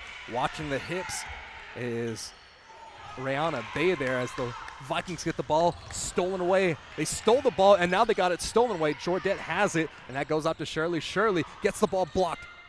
Still retaining the possession. Now will be a left wing three-point shot. No good off the back of the iron. The Vikings get it. Gabrielle up the floor. Bounce passes it, and the bounce pass goes directly into the defender. That was Tamia Gray, the freshman forward, standing at 5'10", out of Sacramento, California, getting the steal. Butts down the lane, gets past the defender, dropping it off to Shirley. Shirley working around to the top of the key, back out to Butts. Butts backs out from beyond the three-point line. That one looked online, but it was a little too weak there as Ukiah Ware with the strong rebound on the other side. Rihanna Bay down the floor, pushing the pace, gets the shot off. Not enough there as she left it short on the rim. Ukiah Ware got the inbounds pass, or got the offensive, got the offensive rebound, pardon me there, and she'll go to the line to shoot two after she's fouled. Ukiah Ware, 21 for 53 on the year, 57.7% free throw shooter, so we'll call it 58. Rolls the wrist, and that one goes strong off the back of the iron. Ukiah Ware against Sierra last week. Not too many points on the board. 4 points, 2 for 5 from the field, 7 rebounds, 1 assist, 1 steal, and picking up 3 fouls throughout that game as well. She is 5th in the Big A in terms of rebounds per game and 5th in terms of blocks. So an absolute defensive presence from the post as she's able to pin her first point of the game on, or pardon me, let's see, yeah, that is her first points of the game there from the free throw line. And she's able to hit and split. On the other side of the floor there, a pass went out to Tamia Gray, and Tamia Gray wasn't quite ready to get that ball there, and she traveled, so pressure from the DVC Vikings defense once again forcing a turnover. The Vikings have a 6-5 lead now with 5:04 remaining in the first quarter of play. Both teams have 4 fouls apiece. Gabrielle pushes it out to Rihanna Bay. Rihanna Bay fades out to Nia Johnson as Nia Johnson missed the shot from low block right, and she is taking a hard hit, hits her head on the ground as she's slow to get up, pushing the pace on the other side is Butts there. Butts down the lane, has the ball poked away. Rihanna Bay was the last person to touch it, so the ball will stay with the Hawks there, but a scary fall there for the star of this Vikings team, and Nia Johnson, as it looks like she might get a breather to check in, but instead Ukiah Ware checks in, so both the Johnson sisters are into the game for the Vikings. Butts on the right wing, 19 seconds remaining on the shot clock, 4:35, feeds inside, Shirley gets the contact, no call, but she is able to finish the shot, so it's a 7-6 game as Cosumnes River College takes the lead. Jasmine Kahn coming into the scorer's table. Bailey Jordette coming in as well, so Gabrielle with some productive minutes checks out of the game. Kong comes back into the game for the Vikings, the starter there, and then we'll take a timeout here. So 6-7 game, it's a low-scoring affair early on, 4:22 remaining in the first half of play. You're tuned in to DVC Vikings basketball here on the Viking Sports Network.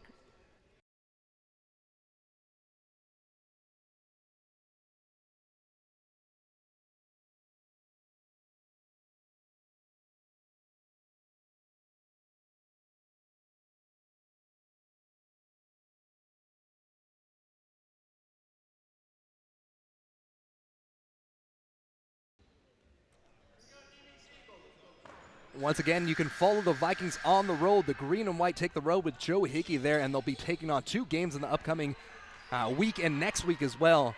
So Thursday, February 13th, the Vikings will be taking on ARC at ARC Modesto on the 21st. That's a Friday. Men's games are at 5:30. Women's games are at 7:30 on the Vikings Radio Network there at mixlr.com/DVC Vikings Live. So while we were on that little break there, the Vikings were able to go on the other side of the floor and score. So now as we get you video feed action back into this game on the other side of the floor. White 21, so that will be called on Nadia Johnson. So she picks up her second early foul as Ukiah Ware comes back to the scorer's table to check back into the game. She gets the whistle, checks back in. Nadia Johnson picking up 2 quick fouls. So Ukiah Ware will be getting some extended minutes early on. The foul was called on Tamia Gray, drew the foul, so she'll go to line to shoot 2. First free throw is up, and that bottoms the net, tying things up at 8. And a lot of fouls early on for the Vikings will put the Hawks into the bonus early on. Lining up for the second.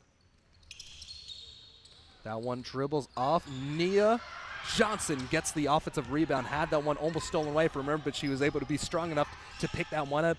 And Rihanna Bay gets the ball now. Rihanna Bay feeds inside to Ukiah Ware as Ukiah Ware jumped up for that ball, and she will be called up for the offensive foul. Tamia Gray was there inside the lane. They actually called that foul on Tamia Gray. The freshman forward standing 5'10" out of Sacramento, wearing the knee brace on the left knee, will send the Vikings into the bonus, as well as sending Ukiah Ware to the free throw line for her 3rd free throw of the game. That one's up and good, and she'll have another to load up on. She's a little bit over a 50% free throw shooter, 58% free throw shooter, so see if she can knock down both of them. Dribbles the ball, lines things up, isn't able to hit for the second one. So staying at 50%, she's 2 for 4 from the free throw line today, pushing the pressure. The Vikings weren't able to get there on defense as Farr has the ball. Underneath the basket goes to Mia Gray. There's Tamia Gray, takes a shot and misses it off the glass. Lofting over the top to Kong. Kong out to Bay.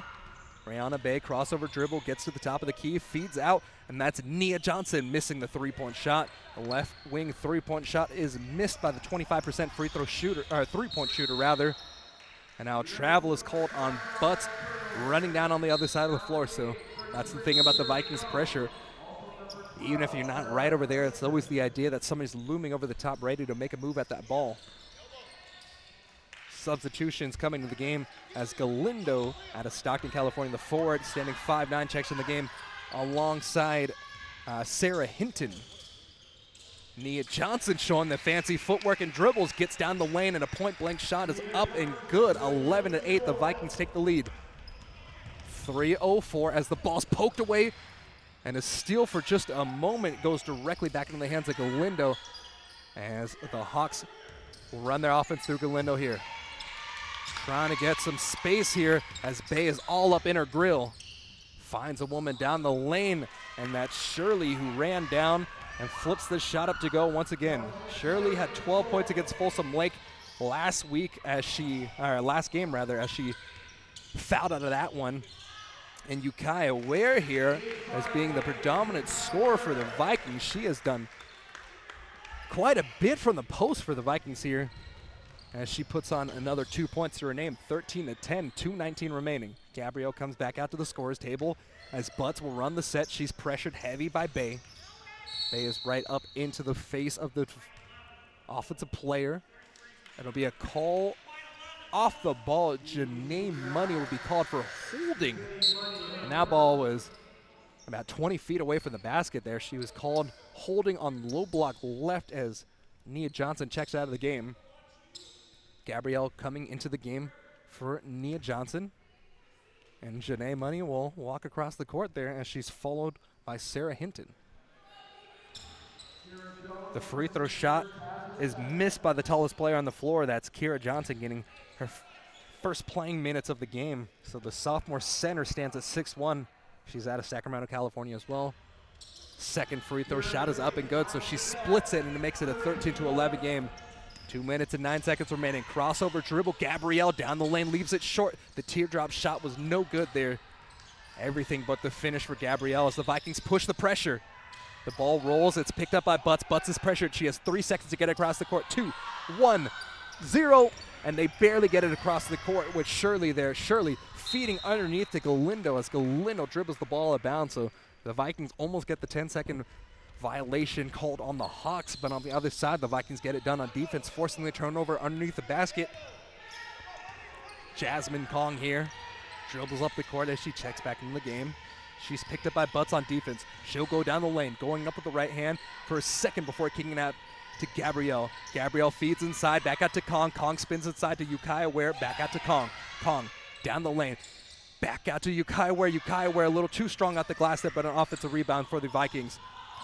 It's been a two-man game for the last about 20 seconds there as Kong and Ukiah Ware were the two there, but instead on the other side now, Janae Money misses the just about 18-foot jump shot. So she stepped into the deep two-point shot there, misses it, and Butts brings it across the court. And travel once again, so that's the second or third travel called on Butts so far today. The Elk Grove, California native, the sophomore guard. She had 9 points on 4 of 20 shooting last week, so they made her a volume shooter against Folsom Lake last week around, as she gets the steal this time. Feeding ahead, getting out to Hinton. Hinton isn't quite able to get there, and the ball goes back directly into the hands of Bay. Bay pushing up the court. Ukiah Ware working from low block right. Bounce pass out to Bay. Back out to Gabrielle. Gabrielle misses the shot off the glass, off the rim. Gets her own rebound. Drops it off to Ukiah Ware. Ukiah Ware out to Bay. Bay, 12-foot jump shot from the baseline. Up and good. 15-11. The Vikings take the lead, and there'll be just about a 1-second shot to game clock difference here. Scanning the floor, out to the top of the key is Shirley. Shirley steps up into a 15-foot jump shot from the baseline, or from the free throw line rather, as Lauren Kong gets the rebound. Kong dribbling down the lane, clears defenders, and she finishes at the glass. 17-11 as she fills the cup with the terrific ball handling. 4 seconds remaining. 2, 1, feeds inside. They won't get a shot off. The buzzer blows, and we have our final score of the first quarter, 17-11. The Vikings take the lead in this first quarter play. So some quick stats early on. Nia Johnson with 5 points early. Jasmine Kong 2, Nadia Johnson 2. Ukiah Ware had 4 points, and I believe 2 of those came from the free throw line. And Gabrielle had 2 points of her own alongside 2 rebounds.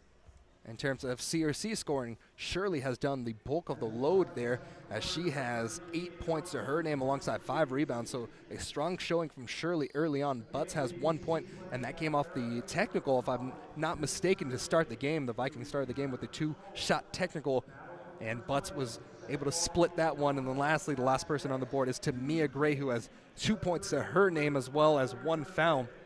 So at that, we'll take a break going into the second quarter play, 17-11. You're tuned in.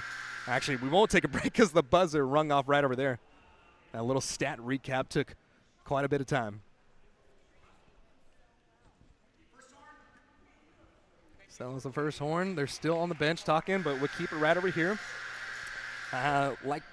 Let's catch up on the action that happened last week. So the Vikings actually went out to Sierra College, and they lost that one. Sierra College, a terrific team, but the Vikings lost that one 84-76. The Vikings shot 28 for 94, so they only shot under 30% that game. They really struggled from the three-point mark. 5 for 32, 15% was the amount that they shot beyond the arc there. They also got out-rebounded by 14, so the Vikings looking to have another strong performance like they typically have this whole entire season, racking up 18 wins already.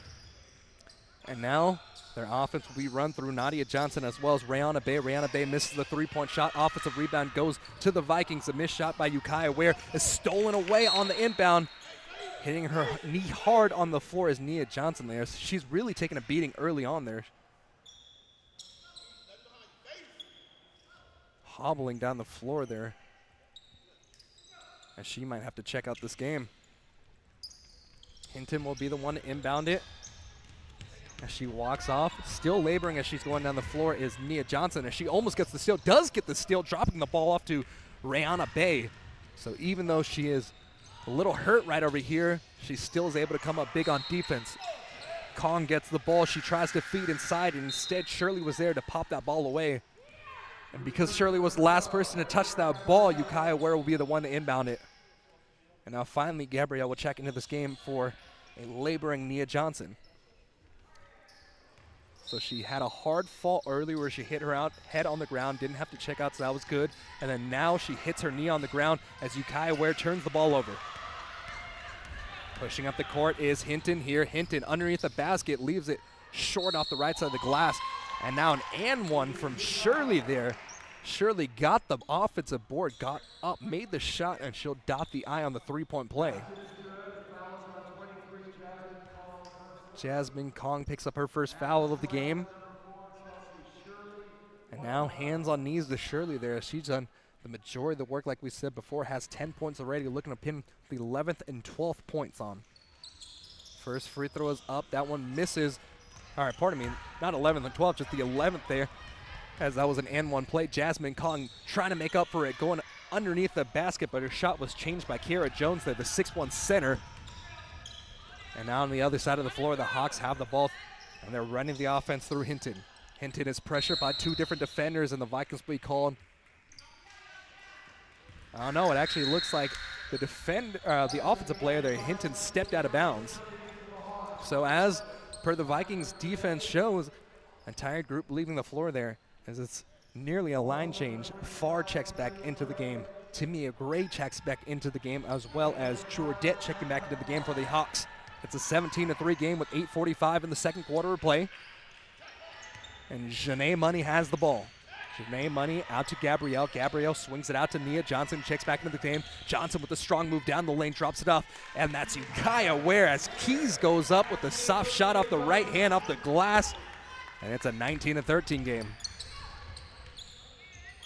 Farr out to Butts. Butts feeding inside to the taller defender, the taller player right there is Tamia Gray. Gets to the line once again. Tamia Gray getting the and one on that opportunity there. She was fouled and got the shot off the glass to go. 19-15, 8:19 remaining in the second quarter play. Dribbles, tries to dot the I on the three-point play, is able to this time around. 19-17 now, or 19-16 rather.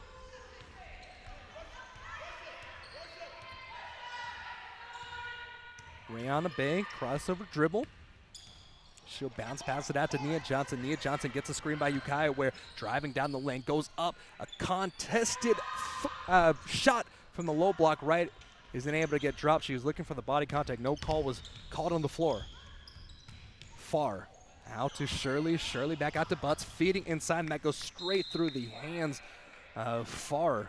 Trying to run down the baseline, but that ball had a little too much heat on it, and now the Vikings, no signs of stopping anytime soon. Rihanna Bay down the lane, pushes it out. Nia Johnson for three. That one's good. Splash. She fills the cup, and she makes it a 22-16 game. 7:34 remaining as the Vikings full court pressure is there, and that's a travel on the Hawks. Micaiah Farr had the ball in her hands, but she travels, and now from the near baseline on the Hawks side of the court, Janae Money will have the ball, and she'll inbound pass it over to Rihanna Bay.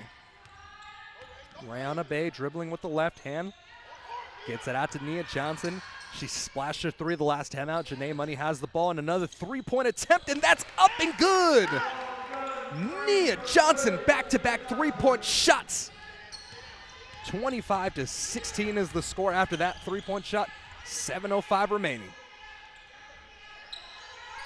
Shirley will see if she can get her offense rolling there as she misses the shot, gets the offensive rebound, but misses it a second time. Good defense from the Vikings there. Rihanna Bay trying to thread the needle underneath to Gabrielle, but the defense was quick to get there for Cosumnes River. And a missed shot by Butts diving down the lane, but another offensive rebound by Tamia Gray there as she goes up and scores the backs. Basket made on one end, on the other side of the floor. Rihanna Bay going to the lane, goes up with the right hand, and she's fouled, isn't able to get the shot, but she'll go to the line to shoot two. Butts called for the second, her second foul of the game, if I'm not mistaken, or her first foul of the game. Rihanna Bay last week, 13 points, 5 of 16 from the field, wasn't able to knock down a three-point shot. She was 0 for 6 She was 3 for 4 from the line last week against Sierra, able to knock down her first free throw shot of the game. Brianna Bay, one of the best players on this Vikings team, eighth in the Big 8 in terms of points per game, as she is able to knock down both those free throws there. 8th in terms of three-point percentage, and then 4th in steals. The active hands of Brianna Bay is definitely one of the things that stands out the most about this Vikings team and this Vikings defense. Butts has the ball. She dribbles it out. She'll go about 5 feet away from the midcourt logo. Butts crossover down the lane, takes a tough shot. Ukiah Ware is there to pick it off. She gets the strong rebound as Jasmine Kong down the lane. Right-handed shot for Bay misses, but an offensive rebound by Ukiah Ware. Ukiah Ware finishes it again. Ukiah Ware so far today has 8 points. And now Butts breaks the pressure defense of the Vikings there as she uses the Euro step, goes up with the right hand and shoots it just from outside of the restricted area to make it a 29-20 game. On the other side, Bay isn't able to hook up on a 3, but instead Gabrielle gets the offensive board, and she is up and gets the basket to drop. The Berkeley native out of Berkeley High School, alma mater of mine, of course, as well. So proud to see her getting some buckets out here on the court. On the other side of the floor, though, a quick score for Micaiah Farr there. Micaiah Farr did not have a single bucket against Folsom Lake, but now she's had about 2. And on the other side of the floor, there's no rest for the weary there as Jasmine Kong runs down the floor and she gets a bucket to drop. So it's an 11-point lead for the Vikings after just about 5 minutes of play in the second quarter of play. 33-22 is the score, 5:16 remaining in the second quarter, and we'll take a quick break here on the Viking Sports Network.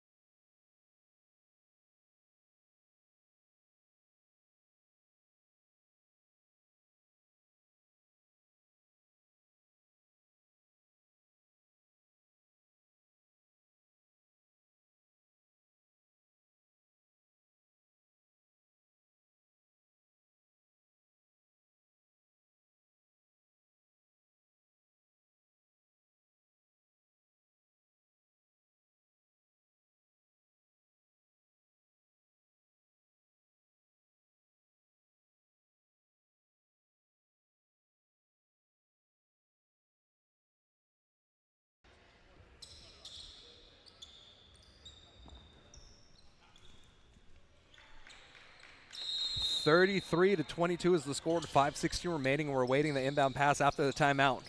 Running down the baseline, gets the inbounds pass, and the Vikings almost steal this one away as a precarious pass goes out to Georgette. Georgette needs to break the plane.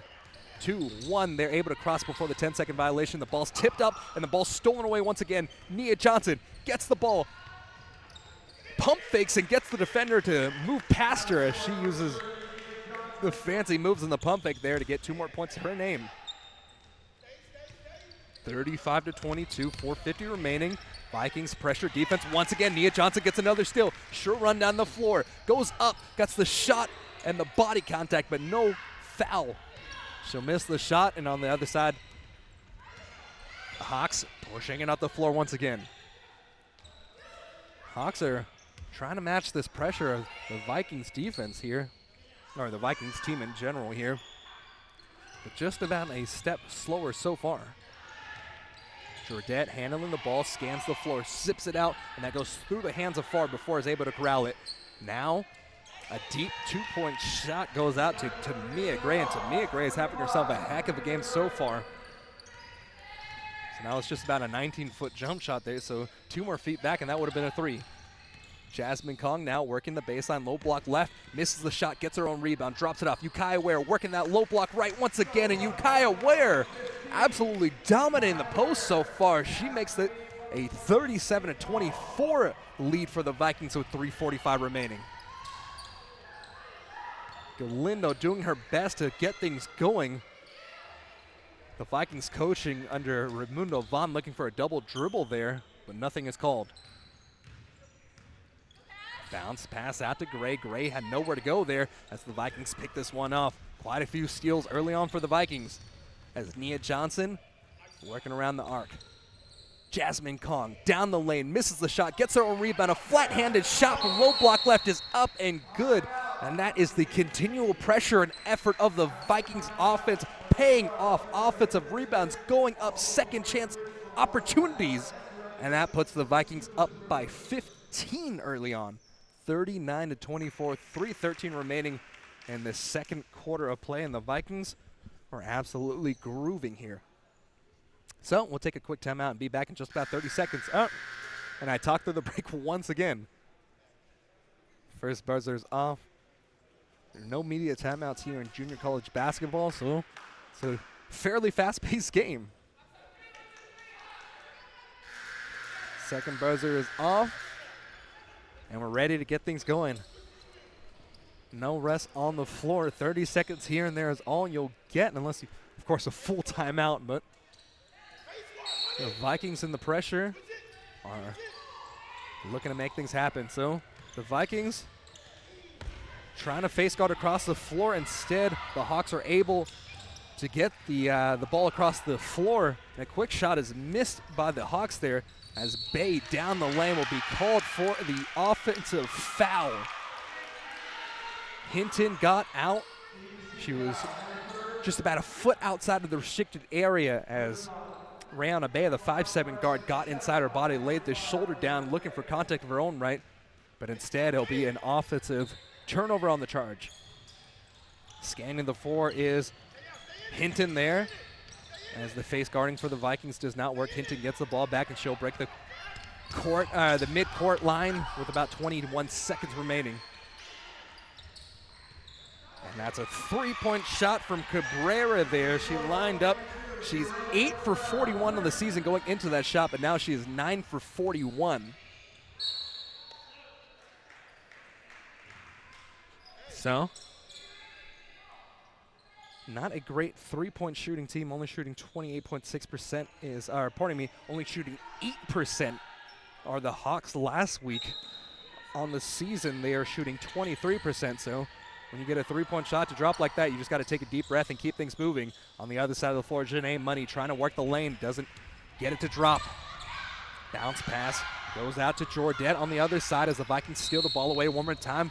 Janae Money gets the ball, and she will be fouled by, let's see if we can number it there. That's Galindo who is fouling her, and that will be the second foul on the Hawks there. The 5 on the floor for the Vikings after a substitution. Gabrielle, Ukiah Ware, Jasmine Cogg, Nia Johnson, as well as Janae Money. Dribbling on the midcourt logo, getting off to Jasmine Kong. Jasmine Kong dropping off for a second before driving down the baseline. She'll reverse underneath the basket, and a shot over the top of her head. She was looking back behind her as she shot the ball. It's a 41-27 game now with 2 minutes remaining in the second. Dribbling with the right hand is Jordette. Jordette drops things off to Cabrera. Cabrera has the ball tipped. It was almost stolen away. And Galindo got the ball as Gabrielle is called for the foul there. Vikings are in their gray uniforms with the green trim, green shoulders. The majority of players are wearing either gray or black shoes. On the other side for Cosumnes River College, they're wearing their blue jerseys with their orange trimming and orange numerals there, or orange lining on the numerals with the blue numerals. A legal screen is called against the Hawks there as Lauren Clark, who just checking the game, the sophomore guard of Antioch, California, will get some positive momentum going the way of the Vikings right off the bat. Jasmine Kong across the floor. She's picked up one-on-one on Jordette. Bounce passes out to Nia Johnson. Nia Johnson from the right wing. Looking, driving down the lane, goes up, drops it off, and Ukiah Ware wasn't at her typical position on the low block right. So now, instead, across the floor goes the Hawks. Another three-point shot, tipping it up in the air, and the Vikings get the ball. Gabrielle, after a multitude of tips, will get the ball on the rebound. Gabrielle dribbling with her left hand, switches over to the right, and now Jasmine Kong, wearing the 2 black knee guards along her knees, will have it. Ukiah Ware almost drops the ball. It's almost picked off as she drops the ball indeed.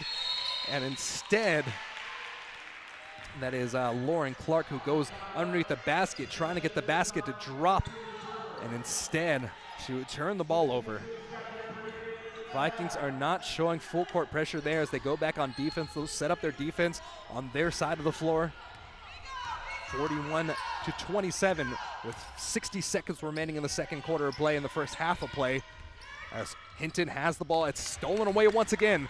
Vikings trying to push it across the court, but Nia Johnson will be fouled. They're just trying to stop the fast break right over there. There's 4 fouls on the floor as Cabrera picks up her foul. Substitutions there. Butts comes back into the game alongside Shirley. She'll check in for Hinton alongside Galindo. Vikings stay with their same 5 on the floor. 30 seconds on the shot clock as the Vikings are looking to inbound it from the far sideline on the Vikings side of the court. 50.8 remaining in the second quarter as the Vikings are up 41-27. Jasmine Kong gets the ball. She'll bring it across the court. We'll look for the Vikings to likely run some clock down here. Gabrielle will hold it out to Jasmine Kong as Jasmine Kong takes a 3-point shot, no good, and that rebound goes out to Jordette. Jordette pushes up the floor. She's defended by Lauren Clark. Swings it out. This one goes out to Cabrera. Cabrera made a 3-point shot last time, doesn't take it this time around, and now Shirley has the ball, lining up the shot, and from about 14 feet out, Shirley continues to put up a major amount of points as she puts up her 12th point of the game. Nia Johnson running the floor, gets down the lane, no good, and that rebound is back out to Cabrera. Cabrera out to Butts, and they'll hold for one last shot. The Hawks are down 41-29 as they thread the needle over the top. That one went way too far over the top of, that's Shirley there, as the Vikings make a few last substitutions there, getting some 3-point shooters onto the floor here as the Vikings will have to push it across the floor with 6.3 seconds remaining in the second quarter of play. Ukiah Ware, Jasmine Kong are the 2 in the backcourt, and they'll roll the ball forward. Butts comes up. Kong has to pick it up. Kong has the ball. 3 seconds. 2, 1. Ukiah Ware, 3. Oh, no good. Ukiah Ware is 0 for 1 on the season as the last 3-point attempt came in the Santa Rosa game, if I'm not mistaken. Now she's 0 for 2 on the season as she misses the 3 with the seconds running down. So, with 14 minutes and 45 seconds left in this halftime break, we'll take a quick moment of rest before coming back with some short halftime statistics here of what we were able to pick up here on hand. But just a reminder that you can follow the Vikings on the road, so follow Green and White on the radio, or on mixlr.com/DVC Vikings Live. Joe Hickey has coverage of the next upcoming games on the road as DVC Vikings take on American River College Thursday, February the 13th, and then DVC will take on Modesto at Modesto on Friday the 21st. Men's games will be at 5:30, women's games will be at 7:30. So once again, you can follow along on the DVC Vikings Live Radio Network, mixlr.com/DVC Vikings Live. Joe Hickey will have action there. So, at the half, we have a 13-50 game. We'll be back in just about 10 minutes. We'll give you some halftime statistics right over here before coming back for more second half action. So, Vikings commanding it through 20 minutes of play, 41-29, and we'll be back on the other side of the break on the Viking Sports Network.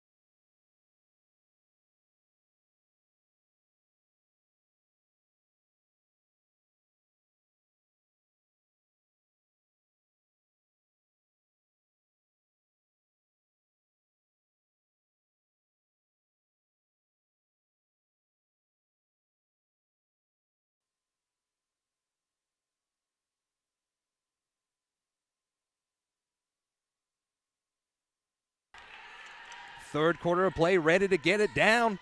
And the Vikings come out, and they'll have the first offensive possession. As Jasmine Kong has the ball out to Nia Johnson. Nia Johnson from the right wing. Will swing it out. Nadia Johnson now back out to her sister. Jasmine Kong has it, and Bay has it from the left corner. Vikings swing around with the perimeter. Ball movement here. 8 seconds left on the shot clock. Jasmine Kong looking for some help. Bay is there to get it. She loses the handle. The Vikings get it. Ukiah Ware needs to get the ball up. She gets it off to Jasmine Kong. It ticks the iron, but the Vikings miss the shot. So Butts will bring it up the court now, and for the first offensive possession of the second half of play, the Hawks will run their offense through Butts once again. Cabrera, who had a three-point shot and a few nice plays early on in the first half of play, will have the ball as she delivers it to Butts. Butts out to Shirley. Shirley back out to Cabrera. Cabrera passes the ball off the leg of a Vikings defender, and that ball will go back to the Hawks with 7 seconds remaining in the in the shot clock. Inbounding it from the right, or from the left corner is Cabrera here, as Cabrera sanding the floor, able to find Far. 4 seconds remaining, tosses the ball away, and so there'll be no 30-second violation, but the Vikings defense is able to get it done and force a turnover. Jasmine Kong up the floor, loses the handle, but Nadia Johnson is right there to get it. Nadia Johnson spins around, gets back out to Kong. Kong, three-point shot, too strong off the side of the iron. Rebound is up, and it goes into the hands of, that's Alejandrez. That's Alejandrez started the game, but only played a few minutes after getting some foul trouble early on. Farr will inbound it, and the ball will go over to the Hawks. Butts handling the ball. She is pressured by Bay, getting across the court, and now she'll pull up from just past midcourt. Getting the crossover, getting past the defender, stopping her feet inside the lane, gets it out to Farr. Farr out to Cabrera. And Cabrera bounce, passing out to Butts. Butts scanning the floor, 6 seconds left on the play clock, driving down the baseline. Shot is a wild shot, and it goes off the side of the iron. 1 second. Vikings get a steal. It's Nia Johnson. She out sprints the whole entire team, and she goes up coast to coast, gets the steal in the finish. 43-29, the terrific play by Nia Johnson there. Will put the Vikings up even further. The ball is poked out, and the Vikings get a steal once again. Nia Johnson has it as Jasmine Kong had a wide open shot to the lane, but instead she tried to dish the ball out and get an assist, dropping the ball after Rihanna Bay, as Rihanna Bay just wasn't quite ready for that ball, and it pops out of bounds. There will be another turnover on the Vikings. Cabrera inbounds in. The Vikings showing the full court pressure. Ukiah Ware almost gets the steal. The ball still out in the open before Cabrera gets back to it. Bounce pass. Ukiah Ware tips it out once again. We'll see who the last person to touch it. It looked like it could have possibly went off the right hand of Butts there, but Ukiah Ware was indeed the last person to touch it. And the first substitution of the second half will come out for the Hawks. Farr checks out. Jordette comes back into the game, and it'll be a sideline out of bounds, inbounds pass from the Hawks side of the floor. Or from the Viking side of the floor, rather. The ball is inbound, and it goes off the foot of Bay there as Bay shakes her left hand. She might have had some contact with the rear end of Butts there. So now they'll shift the ball over just a little bit. Cabrera will inbound it once again as she's face guarded by Jasmine Kong. Jasmine Kong jumping up in the air, trying to find somebody as Cabrera, as Butts is the person she was able to find from the right wing. She gets a switch on her. Bay is face guarding her, giving her the left side of the lane to work with. And instead, it's a bounce pass, getting underneath the basket out to Shirley. Shirley missed the basket, gets her own rebound, and she'll be fouled. Pardon me. There will be no foul, but the possession will go over to the Hawks.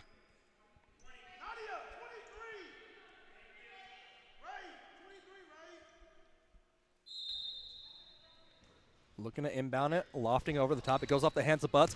It's in the backcourt. There's no backcourt violation, but now there is a backcourt violation. Took just a second, but the ball was tipped over the top. Butts was the last person to touch it as it ricocheted off her hands into the other side of the court. So With that, it's another turnover as the Vikings have forced quite a few early on today, 43-29. Nadia Johnson has it from the right wing, bounce passes to her sister from the right elbow, spins around. She's being doubled, driving down the lane, stops for a second, gets it out to Bay. Bay down the lane, dropping back off, out to the right elbow to Nia Johnson, and now Jasmine Kong will loft up the three, holding steady still as Nadia Johnson as she gets the rebound, and that'll be called a travel on Rihanna Bay. Tamia Gray checks back into this game. Gray so far today having a great showing, 9 points and 1 rebound. She's had some tough earned points as she gets the inbound pass. Knee brace on the left knee with the white sneakers, shoving off the defender. No call is there as Bay was all up in her face. And now the Hawks are able to break the pressure of the Vikings, and a foul will be called underneath the basket on the low block right area. Ariana Butts drove down the lane, and she just got the contact from Nadia Johnson. Now an inbounds pass, Cabrera out to the left corner, driving down and then pulling up from about 18 feet out there. No good. Nadia Johnson, other side of the floor, trying to finish, unable to do so. Butts pushing it. We're off to a very fast pace for the second half of play. Once again, 43-29 is the score with 6:20 remaining. Losing the handle, pushes off Bay. There's no call there. The official was right in front of the face, and they're letting them play physical here. Loses the handle once again as Butts being doubled here. Able to drop it off. Shirley gets it off to Gray, and Tamia Gray once again is the safety valve for this team. The Hawks are using Tamia Gray as the Vikings pressure just leaves her alone underneath the basket, and that's another wide open shot, and that's 11 points for Tamia Gray. Right-handed dribble as Nadia Johnson goes down the lane, dropping off to Ukiah Ware. Ukiah Ware fights hard for the ball, goes up, and she finishes off the glass over the top of Shirley. 45-31, the Vikings are up 14 now as the ball's popped out of bounds and the ball goes back to the Vikings. Continued pressure for this Vikings team is paying off tremendously as we get a substitution here. Gabrielle checks into the game for Nadia Johnson. And Ukiah Ware from the near sideline will inbounds it. Reset shot clock after the steal from the Vikings. Jasmine Kong looking to her head coach Raimundo Bond, throwing up before, so we know what the set is on the floor here. Or the players on the floor do, rather. Nia Johnson off the dribble, gets a screen. She gets a switch on Butts. She goes out to the three-point line, out to Bay. Bay loses the handle, but Nia Johnson's right there to get it. Looking for somebody to drop it off to, but instead throws it away to Jordette. Jordette gets the steal as she still needs to break the court. 25 seconds left on the play clock. She's being trapped. 22, 21, 20, loses the handle out of bounds. The Vikings don't get the 10-second violation, but instead they gain another turnover being forced by Rihanna Bay. The pressure for this team is absolutely outrageous. Just shows so many colors as to how conditioned these athletes are here. Short rotation for this Vikings team here, but the way that they play, usually you see like at the next level, at the Division I level, Sacramento State runs the same exact scheme, and when they change, it's like a hockey line shift. They substitute all 5 players, but instead the Vikings doing it with a lot less individuals. So that speaks to the magnitude of the conditioning and the coaching of Raimundo Vaughn.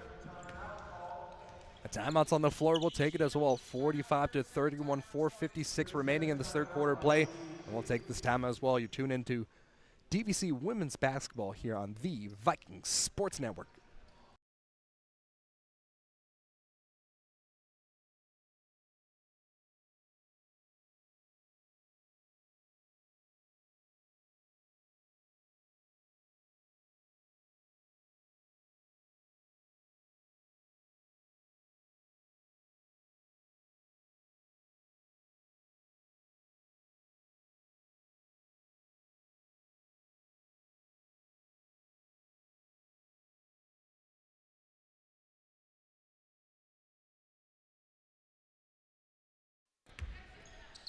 Checking back into this game, 45-31 with 4:53 remaining. Jasmine Kong dribbling with the right hand, swings it out to Nia Johnson. Nia Johnson gets the switch on Butts, getting down the lane, spinning down the lane, up with the left hand. Shot is off the glass, in between the box on the backboard, and that one is a perfect flowing shot, making it a 47-31 game. 16-point lead for the Vikings as Jordet handles the ball. Hands it back off to Butts. Butts is once again harassed by Rihanna Bay, rather. Rihanna Bay all up in the face, a hard screen from behind, finding a wide open Jordet as Jordet misses the shot. The defense came to help for the Vikings towards the end of the play, but instead, Tamia Gray continues to live at or underneath the basket as she puts up her 13th point of the game. On the other side of the basket, Jasmine Kong was caught all alone underneath the basket. She tried to go up and reverse the shot with the right hand, but this one was no good. 47-33, 3:55 remaining. And now Shirley, who's the leading scorer for this team, misses the shot, gets the offensive rebound, a wild shot, and it goes out to Gabrielle. Gabrielle showing the handles behind the back dribble, gets it out. It's a 2-on-2 out to the corner. 3-point shot, and Bay is unable to get it. Ukiah Ware with the offensive rebound and the putback. Ukiah Ware. As much as we talked about how strong of a presence Tamia Gray has been inside the paint, on the other side, Ukiah Ware has been equally as much as a force. Getting offensive rebounds, getting finishes, and she shows off that ability once again. Now on the other side, Ukiah Ware blocks that shot out of bounds. Butts tried to go up and test her, but Ukiah Ware with the right hand swatted out of bounds. 15 seconds remaining in the third quarter of play. 49-33 is the score with 3:16 remaining. Butts gets the inbounds pass, doesn't take the three, instead drives in and gets the shot over the top of Jasmine Kong, so it's a 49-35 game now. Nia Johnson points out to her teammate, and Jasmine Kong gives her a response. Jasmine Kong with the right-handed dribble, bounce pass, tries to reset the dribble, but instead it's a fake handoff, spinning inside the lane, kicks it out. Bay, instead of taking three, drives it back down, back out to Jasmine Kong. Jasmine Kong from the low block left, gets out to Ukiah Ware. Ukiah Ware with the 12-foot jump shot. The floater is up, and Ukiah Ware has scored the last four for the Vikings. 2 minutes and 31 seconds now. Shirley goes up with a wild right-handed shot. The ball goes off the hands of Gabrielle, and Yanira was not able to collect that one in cleanly. It just goes off her fingertips, back out of bounds, and the Vikings are not able to get the steal away. And there's 20 seconds left on the shot clock as the Vikings send in a substitution. So coming in, Gabrielle is being replaced by Janae Money, the prolific three-point shooter, checks back into the game for the Vikings. Hinton looking to inbounds it. She's able to find Tamia Gray underneath the basket, getting inside on Ukiah Gray, and Ukiah Gray doing a tremendous job staying her ground, continues to make two defenders miss before finally drawing the foul as Tamia Gray. So Tamia Gray missed the shot with terrific defense by Ukiah Ware, and then Ukiah Ware switched to the other side as Shirley got the offensive rebound, missed the shot, went back to Tamia Gray, and then Tamia Gray was finally fouled there. Tamia Gray lining up. Shoots the first free throw. That one's up and good. Gray is a 51.5% free throw shooter. Gray not having much of an impact against Folsom Lake, but this time around she's having quite the presence in tonight's game. 14 points here as the second free throw is missed. And instead of the ball going over to the Vikings, it was Jordet who dove down onto the ground, and then she was fouled by Rihanna Bay, who was trying to go over her back to get the ball. Sarah Hinton, the 5'5" freshman, ready to inbounds it, but before that, Gabrielle checks back into the game, and this time she's coming in for Rihanna Bay. Shirley inbounds it, and this ball's stolen away. Gabrielle down the lane, soft shot floater with the right hand, gets off the glass, and that one's up and good. She gets the steal and she gets the bucket. Now Jordet, seeing what she can do, gets it off to Hinton. Hinton no good, gets the shot stuck along the left little base of the rim there. And that ball slowed down quite a bit, going directly into the hands of a Vikings player right after that. Jasmine Kong looking towards her coach as she's picked up by Butts, looking for a screen, gets the screen by Nia Johnson, down the lane, pulls up, and the 10-foot jump shot is no good. Butts trying to work the 3-on-3, down the lane, showing the Euro step, no good. Butts gets her own rebound up, and she's blocked by Ukiah Ware. Ball goes back out to Jordet as Jordet shovels it over to Hinton. Hinton scans the floor as she runs the offense before getting the ball back out to Jordet. Jordet out to the corner, and the 18-foot jump shot, no good, but the offensive rebound and the foul. Shirley was there to pick up the basket, or pick up the rebound rather, and then get to the line after missing the basket. Substitutions for the Hawks as Galindo checks back into the game. And then Kiara Jones, the 6'1" center, checks back in the game as well. One more substitution as well as Janae Mundy checks back out. Nadia Johnson checks into the game. And Chelsea Shirley misses the free throw. Shirley 56.7%. So we'll see if the statistics show true, as it does not. She misses both of them. So that's good for the Vikings there. 53-36, 109 remaining in this third quarter play. Nadia Johnson, the three-point shooting. Johnson's sisters up, and she fires and makes the three. Nadia Johnson, a 30% free throw shooter, as the Vikings get a steal. Ukiah Ware's there to pick it up. Nia Johnson down the lane, doesn't get the basket to drop, but she picks up the foul. Going to the stripe to shoot two. Vikings pressure is overwhelming right now.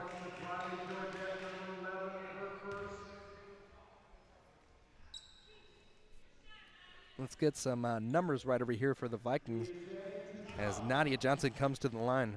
So Nadia Johnson so far today has 17 points. She's awaiting 2 free throws on the line as well. No rebounds tracked on our stats right over here. First free throw's up and good, so that 17 turns into 18 there.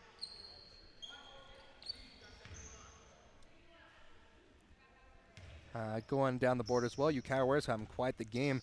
16 points for her, as well as 6 rebounds. Ukiah Ware doing everything for the post there, as Nia Johnson's able to get both the free throws to drop, and now on the other side of the floor, she gets the steal, goes up, and she'll go back to the line as she's fouled hard over the top by Galindo.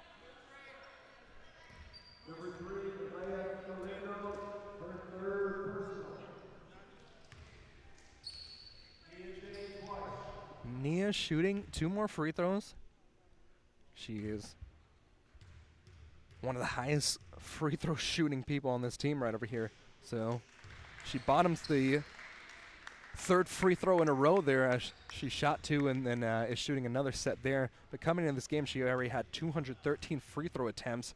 And so far off the top of my head as she bottoms the 2nd one. So getting 4 points from the line there in the last 2 possessions. But like I was saying before, I believe she has about 220 free throw attempts on the year so far. Shooting over 61%. Jordet seeing what she can do. No opportunity to get the 2-for-1 now as 10 seconds remaining, 30 seconds left on the clock. Butts has the ball. She'll need to heave it up. 6 seconds, 5, as a travel is called. Butts shoveled the ball over to Galindo as Galindo turns the ball over. She pump fake from the 3-point line, but wasn't able to get anywhere there as she traveled going down the line. 18 seconds remaining in this third quarter of play. The play clock is shut off, and Jasmine Kong will handle things. 10 seconds remaining, and the Vikings run the play. Jasmine Kong down the baseline, goes up, and the shot spun on the rim for what seemed like an eternity before finally exiting out. The Vikings get a steal. They need to get a shot off. Don't get the shot off, as Jasmine Kong, after the buzzer has already rung, went up and shot it with the right hand. DVC gets an extended lead here as they push things out to a 24-point lead now, 60-36. The Vikings have taken full command of this game in the third quarter play. So with that, we'll take a break and come back for the final quarter of action here on Coach Emilio Court.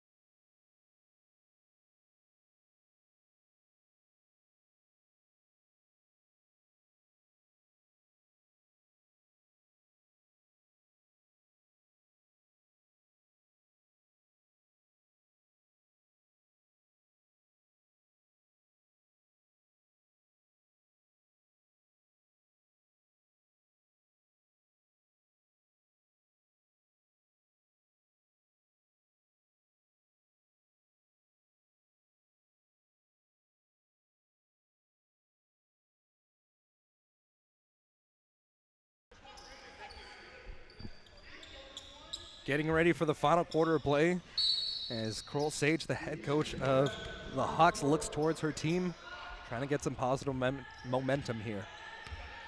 On the other side, Ramuno Vaughn, showing off the pink dress shirt here, watches over his team. Nadia Johnson's right over there to get the first shot of the fourth quarter of play. She got a shot from the low block right, but that one was a scoop shot that went over the rim.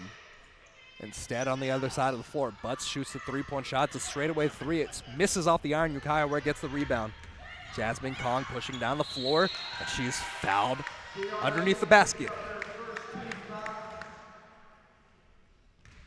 First team foul of the fourth quarter of play. 9:29 remaining. Jasmine Kong goes to the line to shoot two. Jasmine Kong, gray undershirt, gray jersey, gray shorts with the Vikings uniform as her first free throw's up and in. Two black knee pads as well as some rainbow colored kicks there. So some fresh kicks from Jasmine Kong there as she nails both the free throws. And the Vikings continue to put the full court pressure on the Hawks. Gabrielle trying to pressure Butts there as Butts is able to pick up the foul.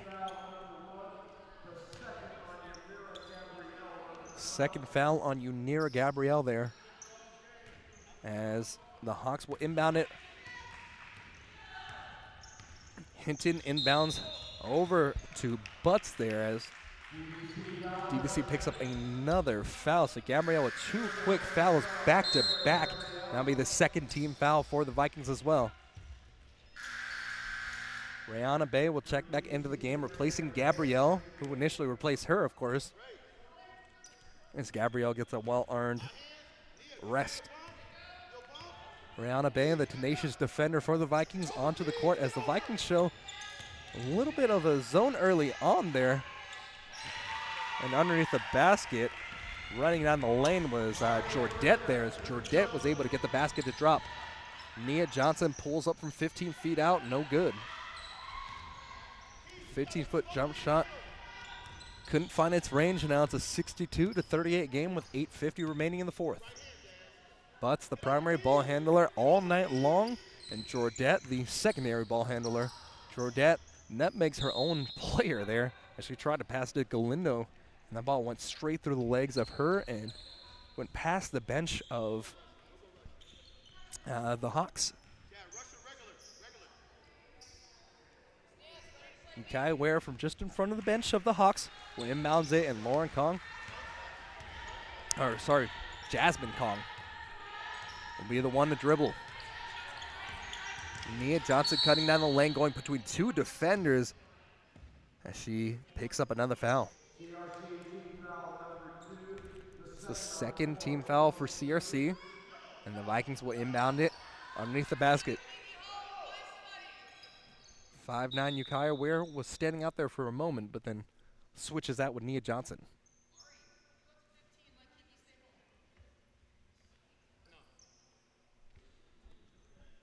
Deliberation between the officials here as we try to figure out what's going on the floor.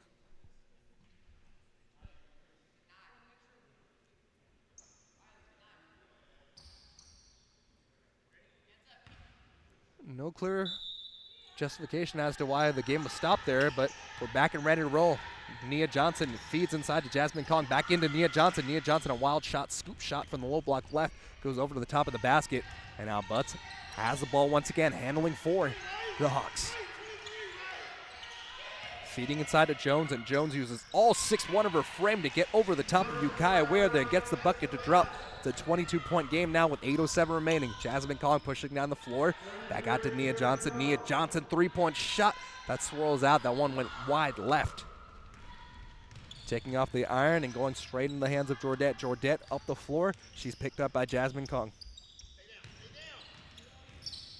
Now Galindo underneath the basket shoots a wild shot. That one went and hit the bottom of the net, and now Nadia Johnson has the ball. She brings it up the court. Crossover dribble past Shirley. Dribbling with the right hand, driving down the lane. Looking for some help here. Gets help in her sister. Her sister finds a shot running down the lane. Two-handed scoop shot underneath the basket. That one swirled out, but she picks up another foul. So continuing to pull up the free throws here as Nia Johnson goes to the line for, I believe this is her 7th and 8th free throws of the night.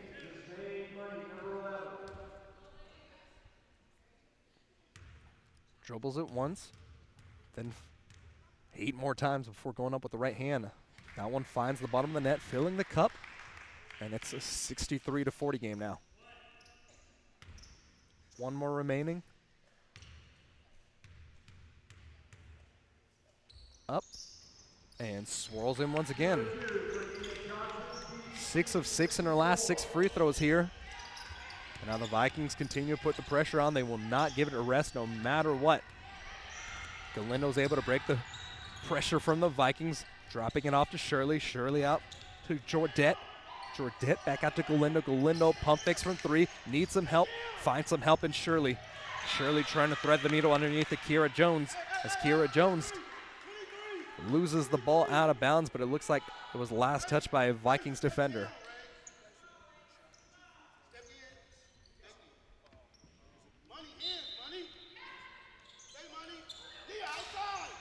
Outside, and it's a three-point shot to Butts. Butts misses the three-point shot, and now Shirley will be called.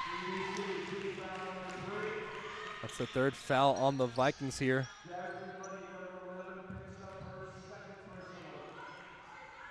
And the 2nd personal.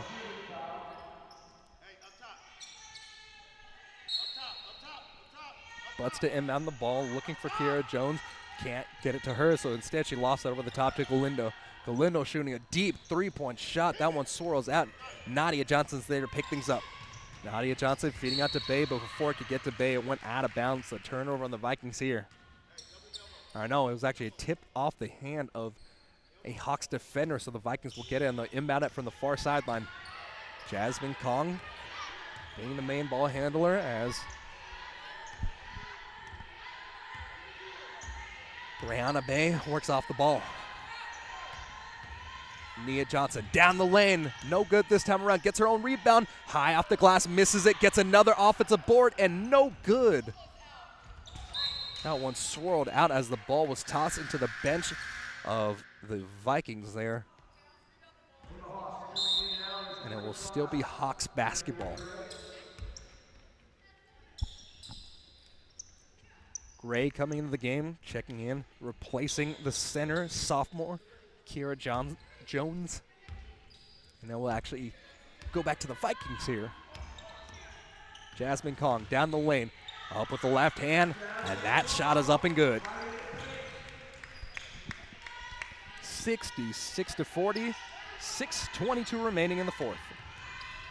Butts breaks the pressure of the Vikings, 25 seconds remaining on the play clock. Bounce passes out to Jordette.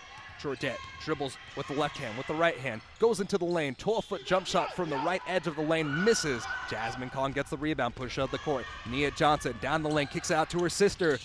Nadia Johnson's 3, up and good. Johnson to Johnson connection as Nia Johnson gets the steal, and she's fouled once again. Nia Johnson has a knack for closing games out by getting to the free throw line. When she needs to pick up a foul and get the Vikings some points, she is well capable of going to that line. Farr checking back into the game for the Hawks as she replaces Shirley. Shirley so far today having quite the game. 12 points, 8 rebounds. Or, pardon me, she actually has 14 rebounds now, so a monster game from her. The leading rebounder, she averages 11.8 per game, as well as 11.9 points per game as she checks back into the bench. We'll see if she comes back at any point within the last 5 minutes and 52 seconds remaining. On the floor is the star for the Vikings. It's Nia Johnson, averaging 19.8 per game as she continues to drill these three-point shots, or these free throw shots rather, and that makes it her 24th point of the game. So a monster game from Nia Johnson as she sticks out her leg and the ball ricochets off her knee, goes out of bounds.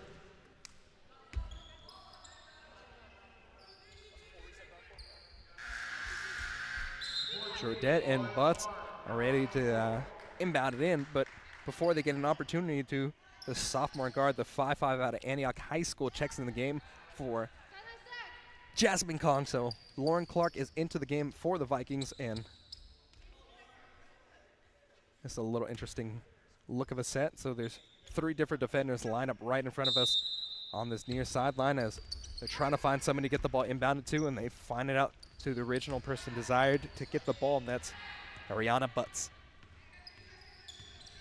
5:40 remaining. Butts down the lane, up with a right-handed shot. She was drifting left, but shot it right-handed, and Rayana Bay was able to get the rebound, and a foul is called on the Hawks. So this is the 5th foul, so we'll bring it over to the other side of the floor. And Rayana Bay goes to the free throw line to shoot her first 2 free throws of the game, if I'm not mistaken. Galindo was the one called for the foul there. Rayana Bay, a terrific free throw shooter as well, 57 for 80 on the year, 71%. Oh, instead, pardon me, that's actually Lauren Clark going to the free throw line. Clark's first free throw is up. It swirls around for a second before finding the bottom of the net. So now she is 2 for 5 on the year. Misses the second free throw shot, but Nia Johnson's right over there. The ball goes up, and the possession arrow will go over to the Hawks. So Nia Johnson fighting hard, trying to get that offensive rebound, but both her as well as Farr were able to get to the ball first, or at the same time, rather. And the ball, possession arrow went back to the Hawks, but on the other side of the floor, before they could even break mid-court, Nia Johnson was right there to steal the ball, and she goes up with the and one. Nevaeh Galindo called for her second consecutive foul, and as we've said so many times in this 4th quarter play, Nia Johnson going to the free throw line. Johnson in that last game against Sierra had another big game, 23 points. She had a double-double with 11 rebounds, and she continues to work off that terrific performance and pile on even more.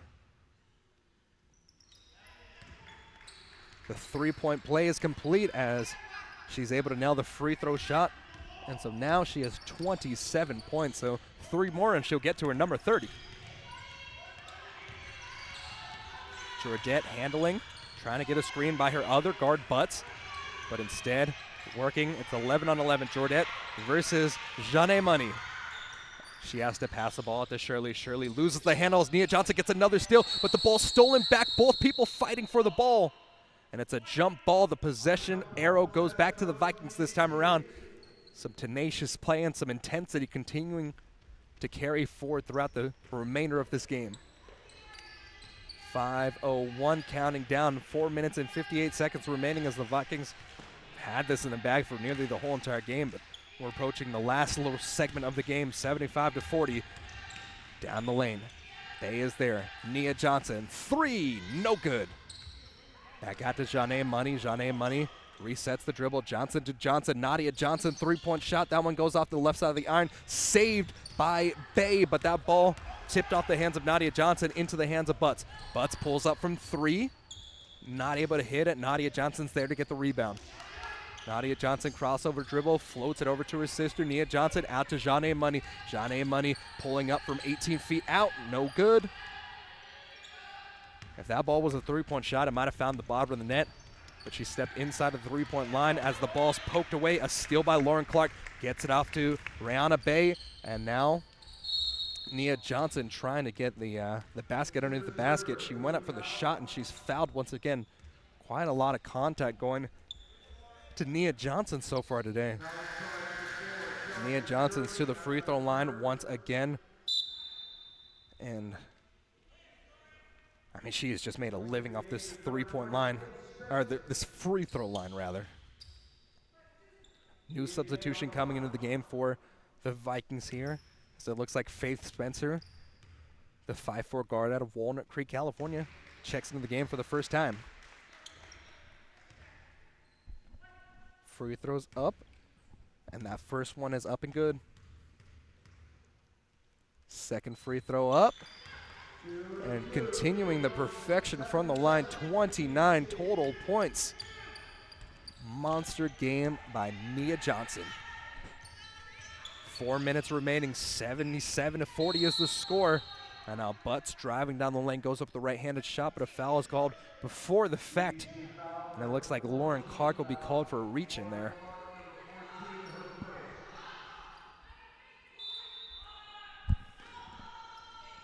Farr finding Shirley. Shirley pump fakes, driving down the lane, gets inside the lane, goes and tries to drop it off, but the Vikings there to swarm on top of the ball. The Vikings and the Hawks look to have another jump ball. The ball will go back over the top, and the possession arrows flip once again as, all right, I don't think it was actually a possession arrow there, but the ball is going back to the way of the Hawks.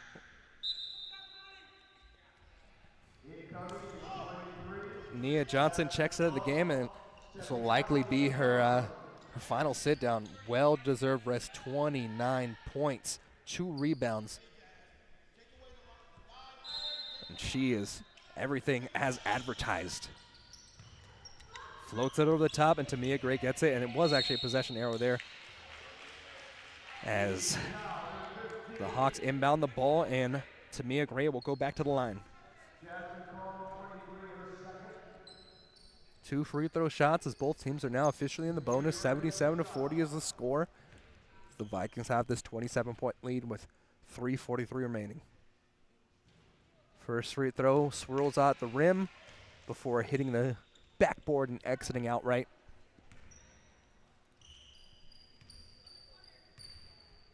Lining up for the second, bending the knees, going up with the stroke, and that one's short, but it goes.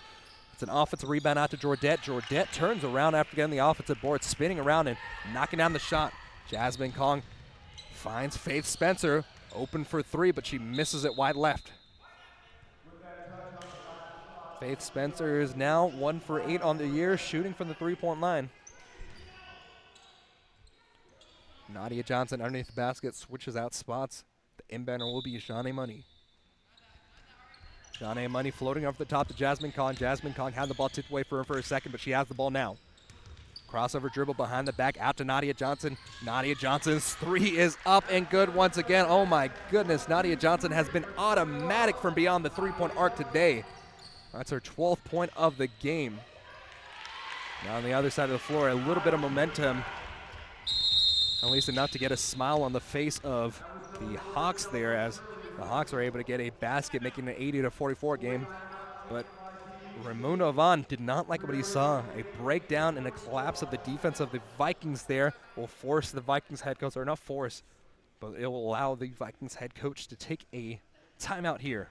So, with 3:08 remaining in the rest of this game, it's an 80-44 point game. And we'll take a quick timeout as well. You're tuned into DVC Women's Basketball here on the Vikings Sports Network.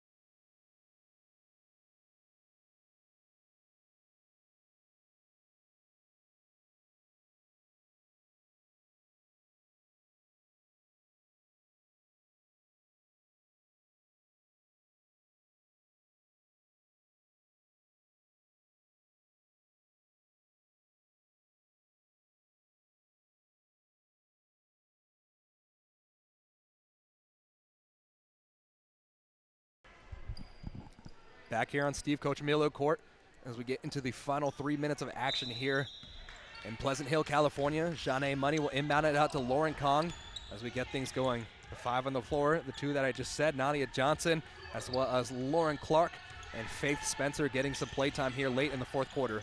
Feeding inside, Nadia Johnson has the ball tipped away from her, but was last touched by a Hawks defender, so there'll be no backcourt violation.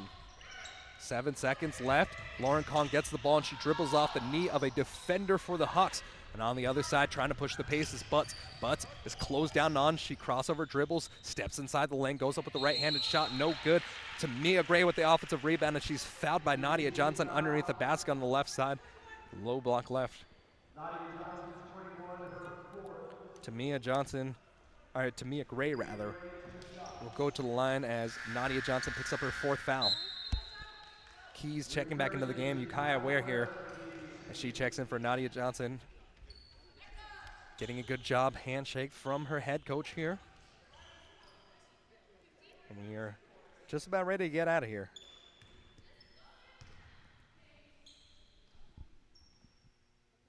First free throw is up and it goes strong off the back iron. Tamia Gray trying to put her 15th point on the board here. Dribbles twice. Second free throw is up. Now one bounces around the rim before finding the bottom of the net. 80-45, 2:32 remaining. Jasmine Kong driving down the lane. Almost had the ball picked away from her, getting some help. And the help comes by the way of Faith Spencer, who gets the ball on the handoff before falling out of bounds. So Faith Spencer will turn the ball over. Pressured. Lauren Kong trying to look for any sort of help there. And now, spoke too soon, but Nia Johnson's actually checking back into the game for the Vikings here. Nia Johnson, if she gets one more basket, she'll go over 30 points. 29 points, checking back in the game for Nia Johnson, and the Vikings are playing some stiff defense. Faith Spencer all over her defender, but the Hawks are able to find Butts down the lane and right outside the restricted area. Butts goes up with the right hand. She's able to drop the shot. 80-47, 2 minutes remaining. Nia Johnson out to Faith.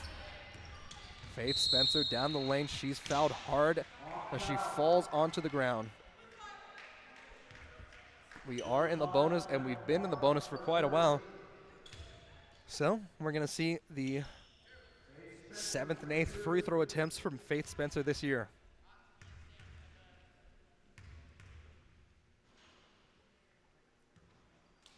One for 7 on the year. Faith Spencer looking to get her 2nd free throw.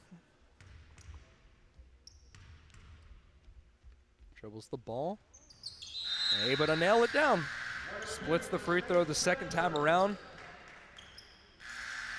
And she has 2 free throws to her name this season. Nia Johnson checking out of the game. Brianna Bay coming back in. More substitutions as the Hawks send in Cabrera, and Farr comes out.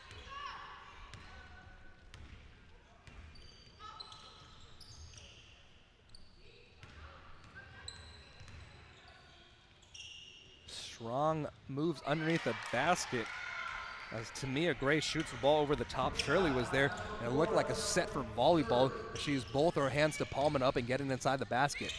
Ukiah Ware has the ball. She dribbles inside of the lane, getting it off to Lauren Clark. Lauren Clark down the lane is called for the offensive foul. Not very often you see a 5'5" player lowering the shouldering and then picking up an offensive foul, but that was just the case right over there. Final minute 30 of the game. It's an 81-49 point game. Both teams are in the bonus, and both teams are still playing extremely hard. The ball's tipped away. Faith Spencer trying to pick up the steal, but instead Butts has the ball. Left wing 3, bottoms the net. Braylee Jordette able to get things inside of the basket there, as Jordette now has 7 points on the day. Janae Money shooting a 3-point shot that uncharacteristically goes wide right. Janae Money, usually money from beyond the arc, hasn't had too many opportunities to shoot the ball so far this game. Final minute remaining. Counting down from 52 seconds, going down 81-52. But it's picked up by Brianna Bay. face guarding, finds somebody underneath the basket, and that was Shirley, as Shirley had the ball picked off, and that's Ukiah Ware stealing the ball once again. Lauren Clark down the lane. She's fouled underneath the basket, shooting the ball, missing it. It went behind the basket, but she'll earn her trip to the line. Cabrera has her 5th personal foul, but she will be forced to check out of the game. Not fouling out, but she will be replaced by Sarah Hinton. Lauren Clark earning 2 more free throws. She made her 2nd just a moment ago, or 2nd on the season, rather. And on her 11th free throw attempt, that's nothing but net. Getting stronger every time she goes to the line shooting these free throws. She'll see if she can put 4 on the season so far. 3 dribbles, up with the right hand. The form is good once again. Able to knock down both the free throws this time around with 35 seconds remaining on the clock. Hands on her face, elbows on her knees as Coral Sage, the head coach for the Hawks, is just not feeling well.